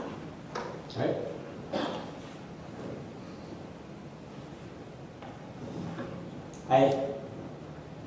Again, I think a lot of people hear things that they don't have a full set of story, and then sometimes I hear people come up and say stuff. There's a lot of things that you talk about, it's clear, it's not clear. Where we got someone on the board saying it's okay to make payroll, but it's not okay to pay for something else that was approved by the budget. But the payroll was already been approved by the budget. So I think what Trustee Williams is doing, she's trying to put a policy in place that makes it very clear. That's another reason why earlier tonight we voted for accounts payable for this week so I could sign checks. Because, I get to a point where I've got trustees saying they want discipline against people who sign checks when all they're doing is doing their job. But no one can tell you, unless you go directly to those individuals and ask you, can I sign this? It got to the point in the last couple of weeks that, people who sign checks, they won't put their name on nothing. And I don't blame them. So, this new policy should make it very clear on how we can pay, what we can pay. And it's not getting to the point where, okay, is it okay for me to pay payroll here? It's not okay for me to pay payroll here without you voting on it. It's okay to pay for something that's already been approved by the budget, but it's not okay for something that's already approved by the budget. It was just, no one knew what you could do. And everyone's doing their job. You talk about paying, we're paying bills. We're not going out and making new bills, we're paying the bills that were approved by the budget. And that's what, you know, it was very much proven when trustee Williams, a few weeks ago, took the hand checks and went through Mohan and proved very much clearly, this payment was approved through the budget. The board had already voted on all this stuff. So there's nothing new, we're going out and making new bills. The important thing is paying our bills. You know, you hear people say, well, you don't pay your bills, you got this much money. And we owe our village attorneys for 6 months. But when you go to pay a village attorney bill, you know, which everyone knew is a part of the budget, you know, they want to vote on it first. I don't have a problem. We're going to do what the board wants. Okay? And again, I have no problem doing what the board wants. You know, be careful, and I've made very clear, be careful what you ask for, because, you know, you get what you ask for, you'll lose what you have. So, you know, we're going to keep a close eye on it, you know, and, you know, I did exactly what the board wanted. And I'm not going to say the whole entire board, because there's some board members on here that have, that understand that things have to continue moving forward. So, you know, there's a percentage of the board, and it's only a small, you know, 50% of the board. And again, I will go ahead and continue to abide by the 50% and make sure that we got things transparent and that things are in the open. But we got 50% of the board that realize there's things that have to be paid for, things have to move forward. So, next. I'd like to say several things, I'd like to ask several questions. 2 words, it stands for cooperation. And they are come together and try. My thing is, it seems as though I belong to a senior group, and we had the 2nd and 4th Friday of the month.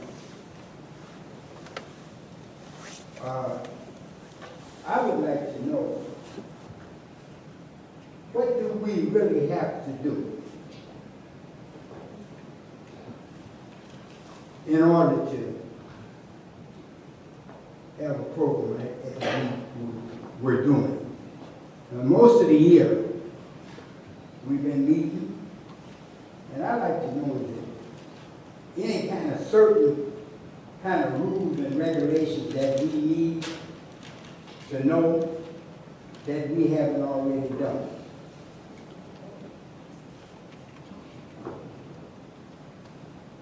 And I get so to the point of, I want to know what's not.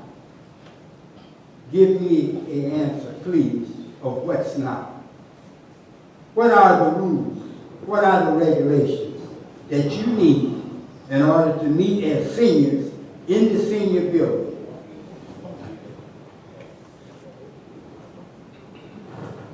We've been meeting all the year. Now all of a sudden, I understand there's supposed to be some money involved. So I feel as though I didn't really want to bring this to the board. I didn't really want to bring it to the audience. But you know, sometimes you got to bring things out. Tired of being in the dark. I'd like to have an answer. If you got a rule, if you got a regulation, tell us now, tonight.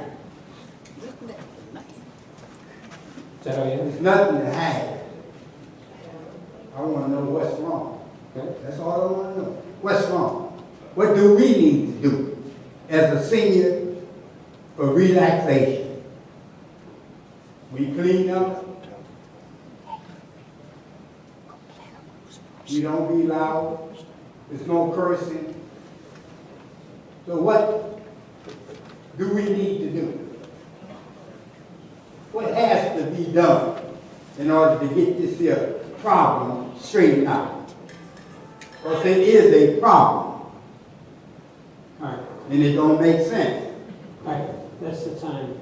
I went to the senior committee. I know you were asking for the mayor to come in and, I guess, override the committee and allow your organization to have meetings over there, okay? I went back to the senior committee and asked them if they had a policy. The senior committee has updated their policies. And the board who signed it, also, in fact, I just got this given to me tonight, so I have to read it some more. But there is a policy that the senior committee passed. So, I think order the policy, I know that you were talking about, if you wanted to use that there was a fee. And again, we talked about that. If any organization wanted to use that building, just like it is for the community center, there is a fee that they're supposed to be paying. Nobody ever got that to me, that's why I'm asking the question tonight. That's Nobody got that to me, Hang on. be anything. Hang on, it's not a debate, okay? Again, I just got this given to me tonight before the board meeting. So, when you talk about the fee that was charged, if your organization wanted to have a meeting over there, that's part of, which we talked. I said, if the plan had their seniors want to have a meeting over there, they would have to rent space. We talked about other organizations, and I pointed out some other organizations that if they wanted to have meetings over there, their seniors, they'd have to pay. Are the seniors? Hang on. Go ahead. Again, there's no debate here, okay? So, do you have the copy? It's no senior group up there paying no money. Hang on. He can give you No he can senior give you a group copy over of there the paying any policy. money. Again, and as I Senior explained, is senior. Mr. Griffin, please, I really like you. I just, you're going to make me have to, okay? Now, as the committees, and I explained to you, I let the chairs in the committees run their committees. Is that true or is that not true, trustee? Okay, I've had things come to me about the Parks and Recs. I'm not talking about the community center, I'm talking about the Mr. senior. Griffin. Okay? I let the chairs in the committees run their committees, okay? If there's something that desperately I need to get involved in, I'll go talk to the chair, correct? And I look to the trustee, because the trustee's sitting here, and he knows just recently we had something that we had to talk about, okay? If there's a policy needs to be in place, I ask for the policy, okay? The committee, the senior committee has got the policy in place. I'll have Mr. JW Fairman get with you after the meeting, review it, and go through the next steps and see what has to be done, okay? Well, how long do I have to wait to get an answer? I've been waiting, I talked to you 2 weeks ago. Then prior to that, I talked to you a week ago. Now, you put me off again. Mr. Griffin? We playing the game of bring around the road. That's what we're playing. Okay, Let's tell it like it is. next. Now, I don't want to bring up other audacious Mr. Griffin? that I think. Your time is up. Thank you. Next. We don't know. Can you speak in the mic? I can barely hear you. I know that they're going to be on it in a minute. Good evening. I had a question regarding the fire hydrants. How often are they serviced? Because I'm really concerned about that. Because I live in Candlelight Village. And unfortunately, a member of the village passed away due to the non-servicing of the fire hydrants. So I want to know how often are they serviced? What is the implications of them being? Is it on a monthly basis or weekly? Because we had other surrounding suburbs that had to come in because our hydrants were not properly serviced. So I'm just asking that question if anyone knows. Is that the only question you have? Okay. So we're going to do is have you yield the floor, okay?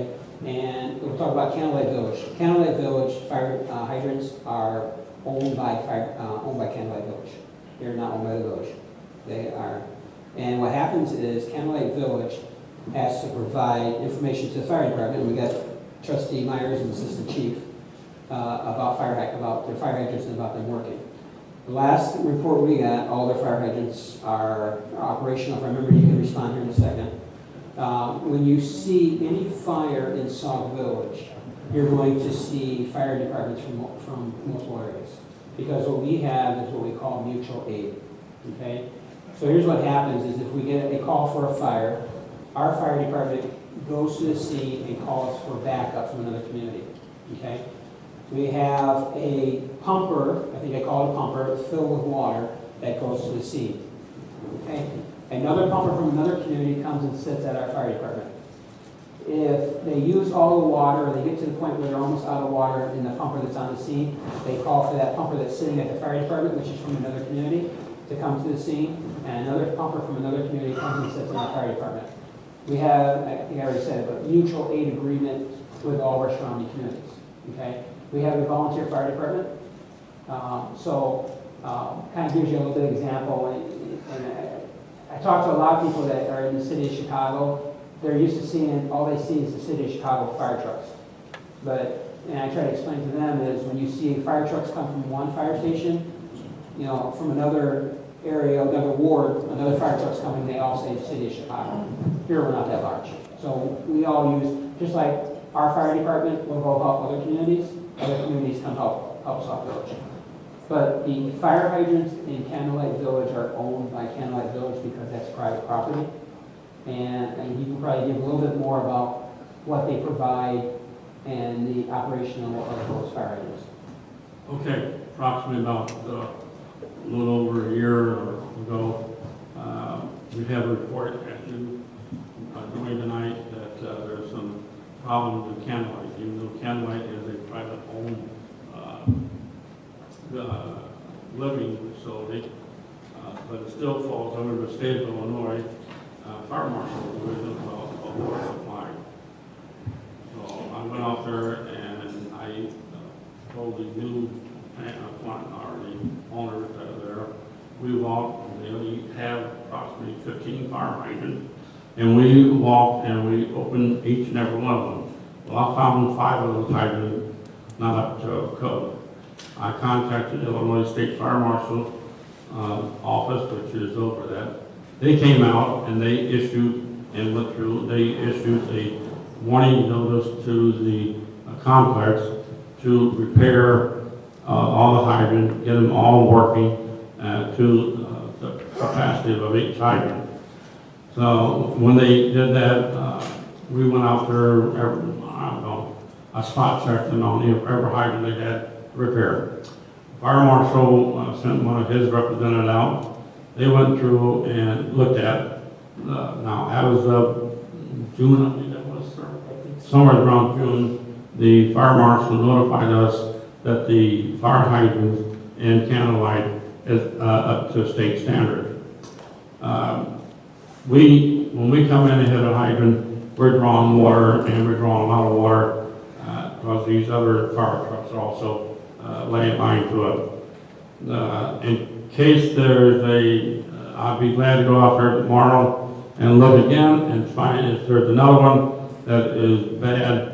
It is the duty under Illinois law, the duty of the park to maintain water supply for emergency use at all times. That's in the Illinois compliant statute. And the Illinois Fire Marshal can and will issue fines from I think it's from $1,000 all the way up to $15,000, I think. All depends how big of the complex is. I have no problem after the meeting, if you give me approximately your address, I will check those hydrants. If they are not flowing properly, I will make the contact to the fire marshal for you. Can we get your name for the record? Can we get your name for the record? Sandy Wilson. And thank you, Ms. Wilson.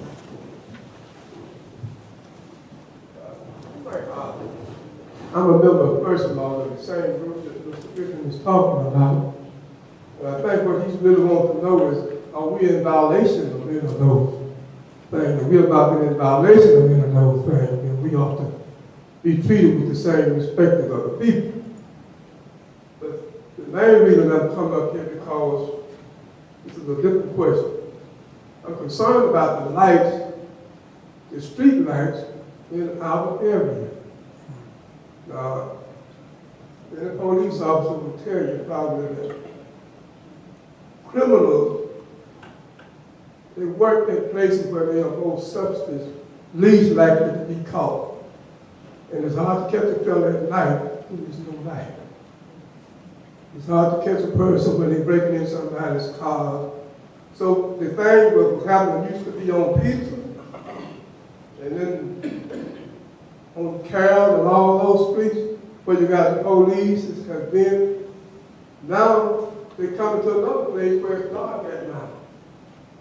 It's dark there. Now we have to leave our lights on a lot, and our light bill is real big. So I would like to see something done. Kevin Willer is the person that's responsible. He told the chief he would have that light up, those two lights up within 2 or 3 days. And it's been 2 or 3 weeks, and the lights are still not up. I'm concerned about that.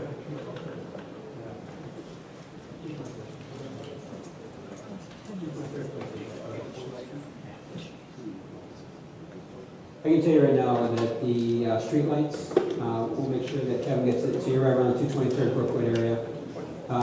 He'll make sure that he follows up, because what's happening is we have to about the first or second quarter of next year, we're replacing every single streetlight in Sauk Village. So what Kevin's been doing is wherever there's a light out, he's been trying to get those for the new replacement, because we went with the new energy efficient lighting. We're taking out all the old bulbs and stuff, we're putting these new, like LED, or I can't remember what they're called, but the energy efficient lighting in everyone. So he'll make sure he's got the address, or not the address, he's got the location. We'll have Kevin check on it.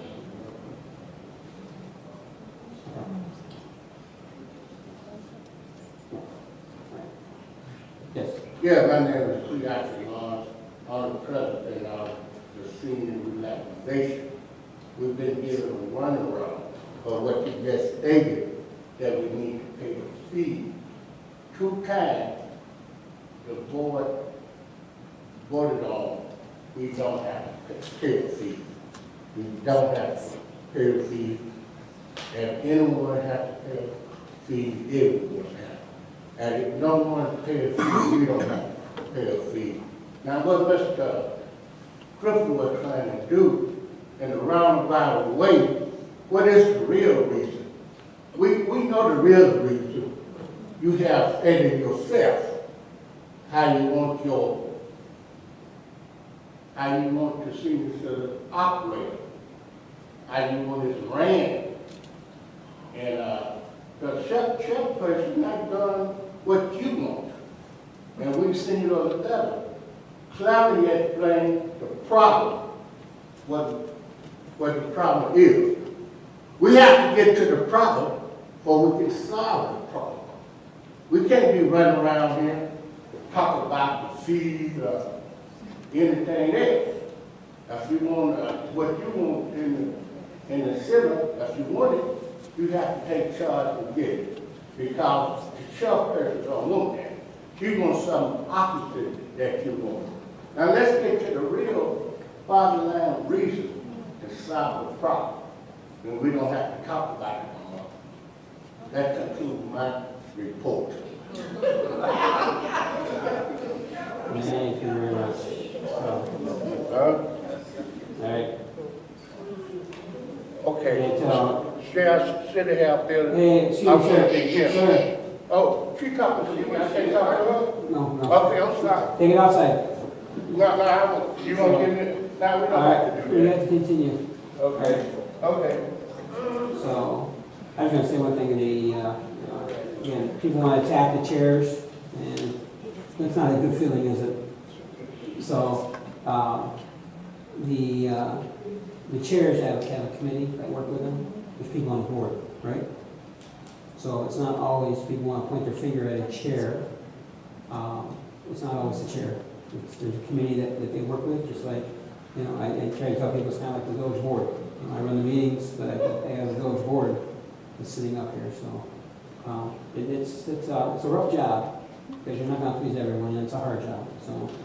And it's funny, because I think we can relate, because we've had this conversation just recently, a couple times, so.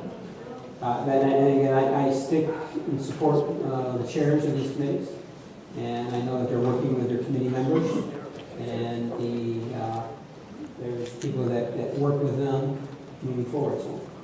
All right, now please. All right. I don't see anyone else at the board, so move to miscellaneous business from committee or from trustees. Trustee Williams. I'm sorry. That's okay. Just as a reminder, trustee Washington was right. When her and I spoke earlier today about the Sauk Talk. This is the last Sauk Talk of the year. So she did actually submit, her article, and I haven't received anything else. So I didn't know if anybody wants to submit anything for the Sauk Talk.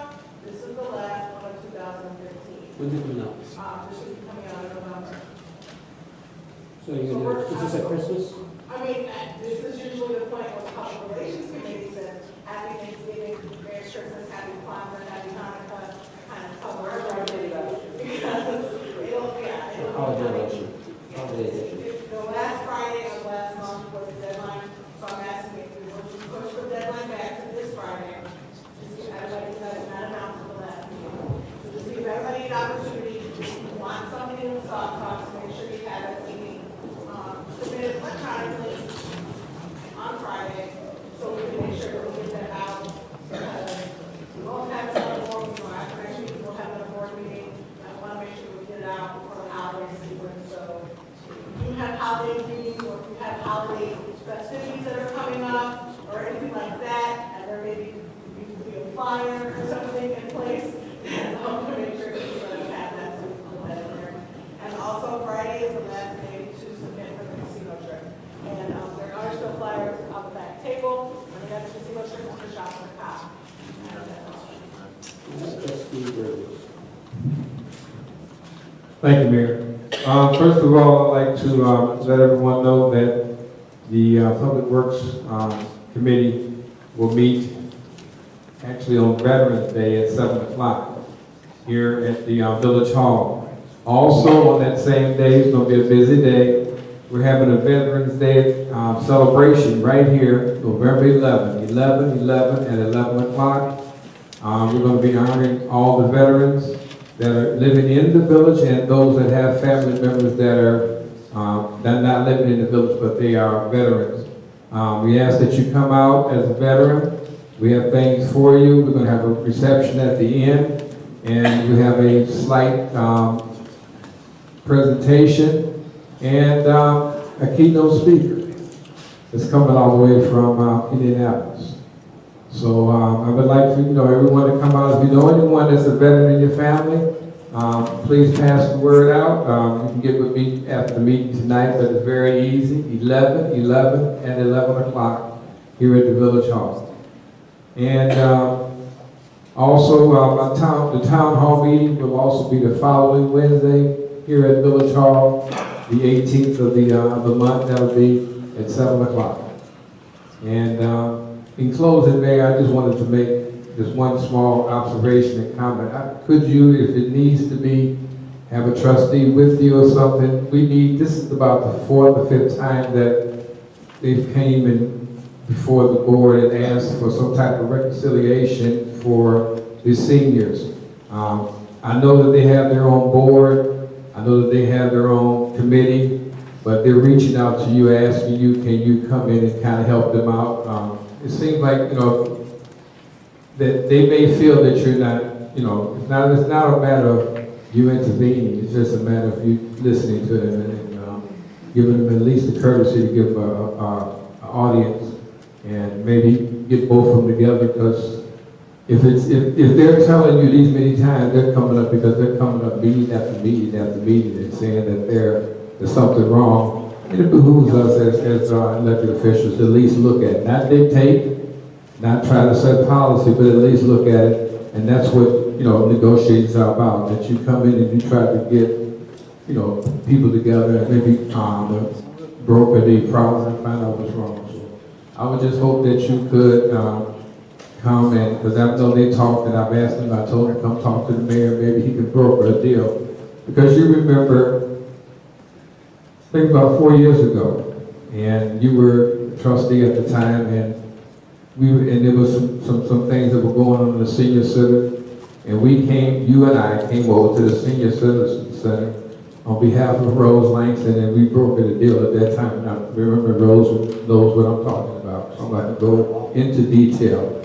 But sometimes, if you get more than one person together, maybe, with enough people, maybe we can come to a conclusion, or at least try to work towards one. That's all I have. All right, Trustee Finch.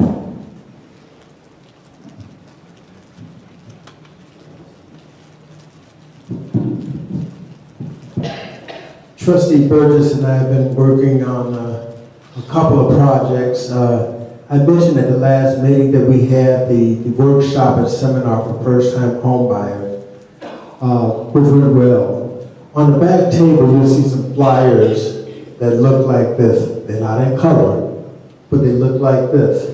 And the heading is Meet with Companies Hiring Now. Learn about paid pre-apprenticeship opportunities. This is a program that's sponsored by the Cook County Sheriff in conjunction with Fort Heights Community Service Organization and the Housing Authority of Cook County. This workshop is going to be held on Friday, November 6th from 12 to 4 p.m. And they expect to have at least 25 individuals set up there. So if you're in need of a job, you need a training, you know someone in those categories, send them over here. It's going to be at the Phillips School on 13th Place on Friday. And they are doing some really good things. From what we've heard, they'd be excellent placements, people into what we consider a little higher paying job than what we see at Walmart or someplace like that. So it's good for our village residents who are unemployed and unable to find employment.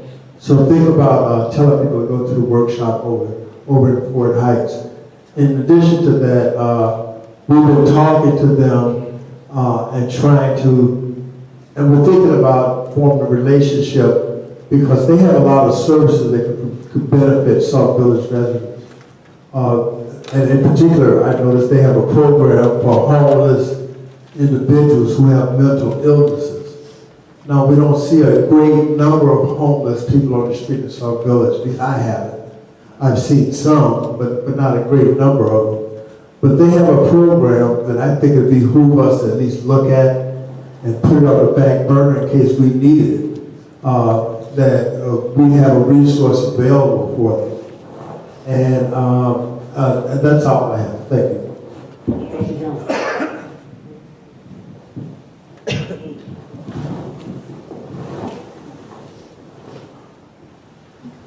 First off, I want to thank everyone that came and participated in the trunk or treat. It was something different. Once again, the weather helped that out a lot. But it turned out very well, I do believe. I would like to thank a lot of the men and fathers that showed up. I've seen a lot of new faces, and I've seen a lot of male presence in the community center, and that showed me that we can come out and spend some time with our kids as men. And the community center, the community committee meeting for Parks and Recreation will be this Thursday, the 5th at 7 o'clock in the community center.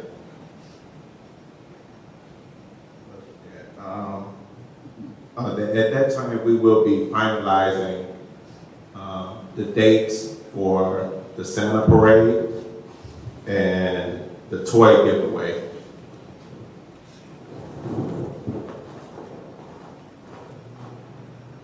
And that concludes my report. Thank you, Trustee. Trustee Washington. Thank you, Mr. Mayor. I just want to announce a couple of things. First of all, we will be having our regular meeting for the Neighborhood Watch on next Monday, November the 9th at 7 o'clock at the fire station.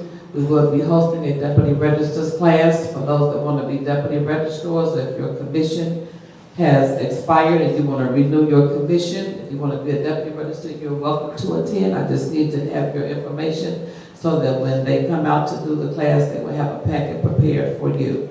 If you know someone that's interested in becoming a deputy register, you can let them know. We will be having that meeting at our next neighborhood watch meeting at 7 o'clock again at the fire station on November the 9th. Also, I want to say that I attended the trunk or treat at the community center. Although it was raining outside, it was very well attended. The residents came out, they dressed up, they dressed their pets up, and I really enjoyed being with the residents and looking at the children receive the candy and just be excited to dance around to the music. It was a very well attended event, and I think that it was good for the first time. Trustee Jones really turned out well. I just wanted to commend that I did come to that, and I enjoyed that as well.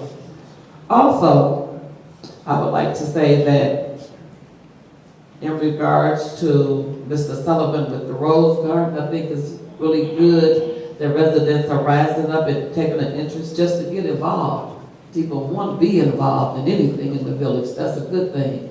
And I hope that we're able to appease you, if not with the Rose Garden, with something else that you can get. When you try to work with the basketball and the baseball and some other things, but I hope that eventually there will be a fit where you can fit in as a resident and really do something in the village, because you really seem enthusiastic about wanting to get involved and working, and that's good. So Joe, don't get tired of keep coming back to the board with different things until we can finally get a fit that fits with you.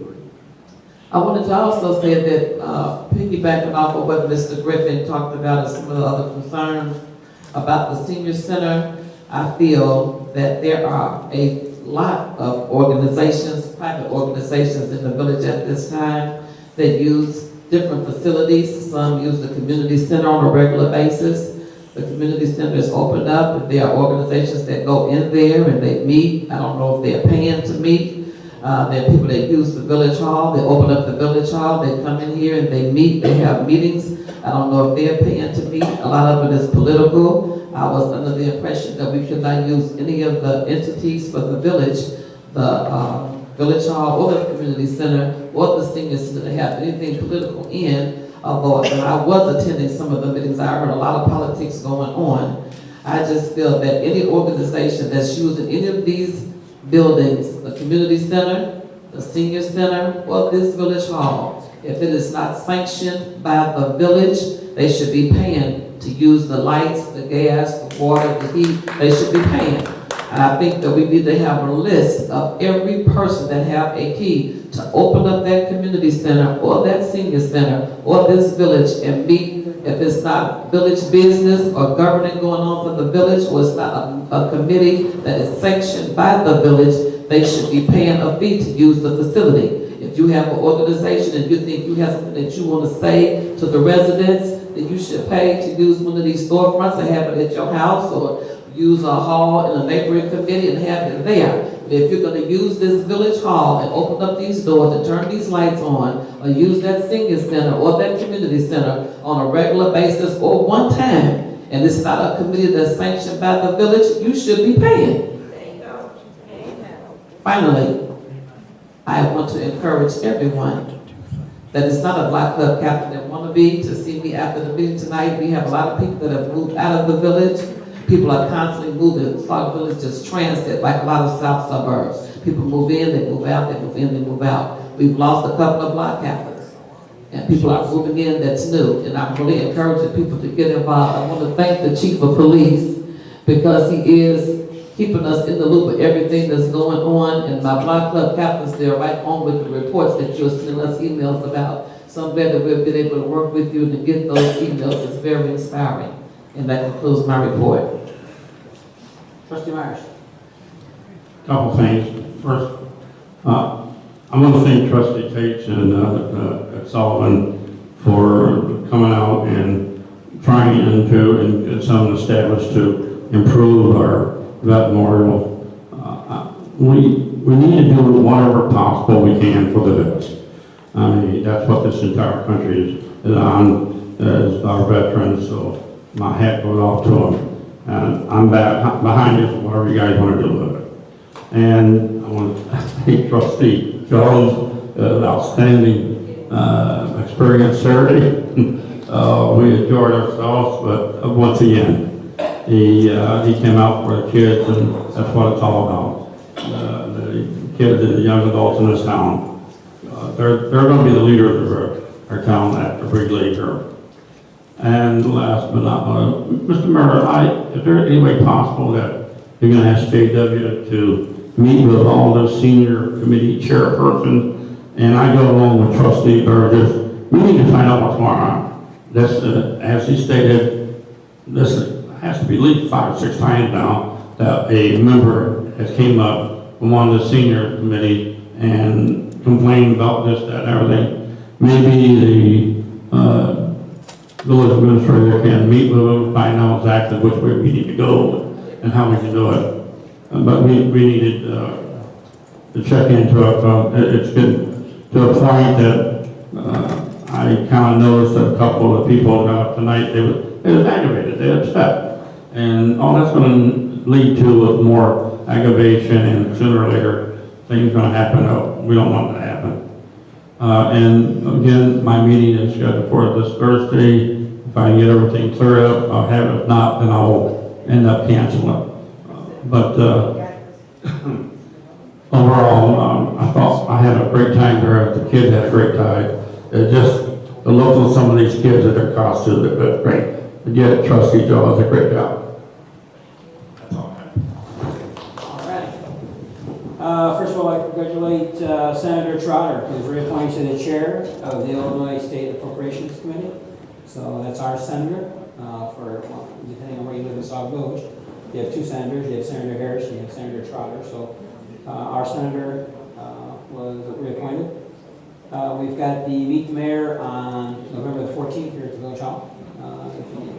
Sometimes we got some guest speakers coming in for that also. And let's see, the 3rd annual resource fair. There's a lot going on. I'll tell you what, just kind of give you just run through this real quick. I know Debbie wants to say something. I don't want her to let her, so I'll speak for it tonight. That's Thursday, November 5th. That's this Thursday from 3 to 8 p.m. Let's see if I can read it right. The Puerto Rican Culture Center is going to be here. The Lawyers Committee for Better Housing. State Representative L.G. Sims, who will be addressing the audience at 7 p.m. here in the Village Board meeting, in the Village Boardroom. Aunt Martha's, ComEd, Energy Efficiency, MWRD, Boone Township Assistance, PACE Bus Service, Illinois Comptroller's Office, and iCash, CETA for Utility Assistance, free cell phones, South Suburban Housing Center, American Red Cross, Blue Cross Open Enrollment, Cook County Health Services, Walgreens flu shot. Oh, this is good. Walgreens free flu shots. From 4 to 7 p.m. Your free flu shots. American Cancer Society, Kelly Services, Set Enterprises, Oak Forest, WorkNet Center. So there's a lot of things going on. I'd like to thank the village clerk for all she's done every year. It gets larger. This is something that started. This is our 3rd annual. So 3 years ago this year, just started these resource fairs. So thank you very much. Last thing is the seniors.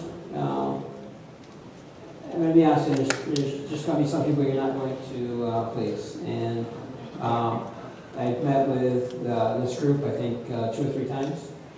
And every time I've come back with action items to go back and find what's going on. The chief, that's 2.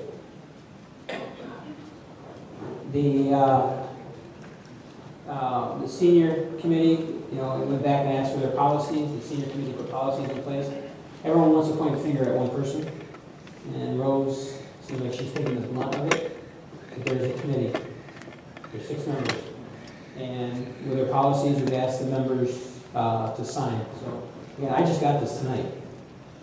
It's not just something that we're going to. So everyone who passed these policies, that's on this committee, signed this. So, there's people are asking for policies. I asked for the same thing. What's your policies? They put them together. So, I think we need to be careful about saying when you want to go in and you want to dictate to other people's committees. It's pretty easy. We all take complaints from residents all the time. Okay. And it's easy to go in and probably say you're doing something wrong, but you know what? I think number one, we've got people that's doing this. They're all volunteers. There's a problem here. okay? And we talked a little bit about it, is everyone wants to have either their own organization, they want to run their own organization, they don't want to answer anyone. Well, just like the Parks and Recs, and it's easy to point to Parks and Recs. Anything goes to Parks and Recs, they answer to Parks and Recs. Is that correct? Well, it's the same thing for the senior committee. If you're going to have an event or something going on, you answer through the senior committee. Just like any other committees, it's a senior center of Sauk Village. So, again, people want to have things, I understand, you want to have your own organizations, you want to have your own committees, you want to have your own things. But if you're going to do things and you're going to use the resources, and you're going to have to work through those committees that run those resources. And tonight, it's easy to point because I've seen 2 committees that people are complaining about. And I'm still supporting the chairs. And I'm going to continue supporting the chairs. I will talk to the chairs and find out if there's something they need my help to resolve these. But it's not just the chairs. In both incidences, I've heard about the chairs. But these chairs have got committee members that work with them. So they're not dictators, what people want to call them, because they've got 5 or 6 other people that they work with and vote and get things to go through. So I support the ones that are out there working for Sauk Village. I really support the chairs. I support the committee members that work with these chairs. So, no, go ahead. The bricks for the memorial is obviously people who are raising the bricks for us. I was waiting for a certain amount before I had one of them. If I did the orders of the bricks by Thursday, they will be playing the memorial time for the public. The Rain Girl program will end this Friday, and the American Red Cross is coming out again on Thursday to do more installations of fire smoke. So you have to have your application to go shop Thursday morning, in order for the Red Cross to have confidence. Rain Girl is on Friday, and Red Cross on Thursday. If anybody has any other questions, feel free to ask.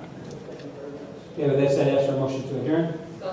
Motion second, all in favor, say aye. Meeting adjourned.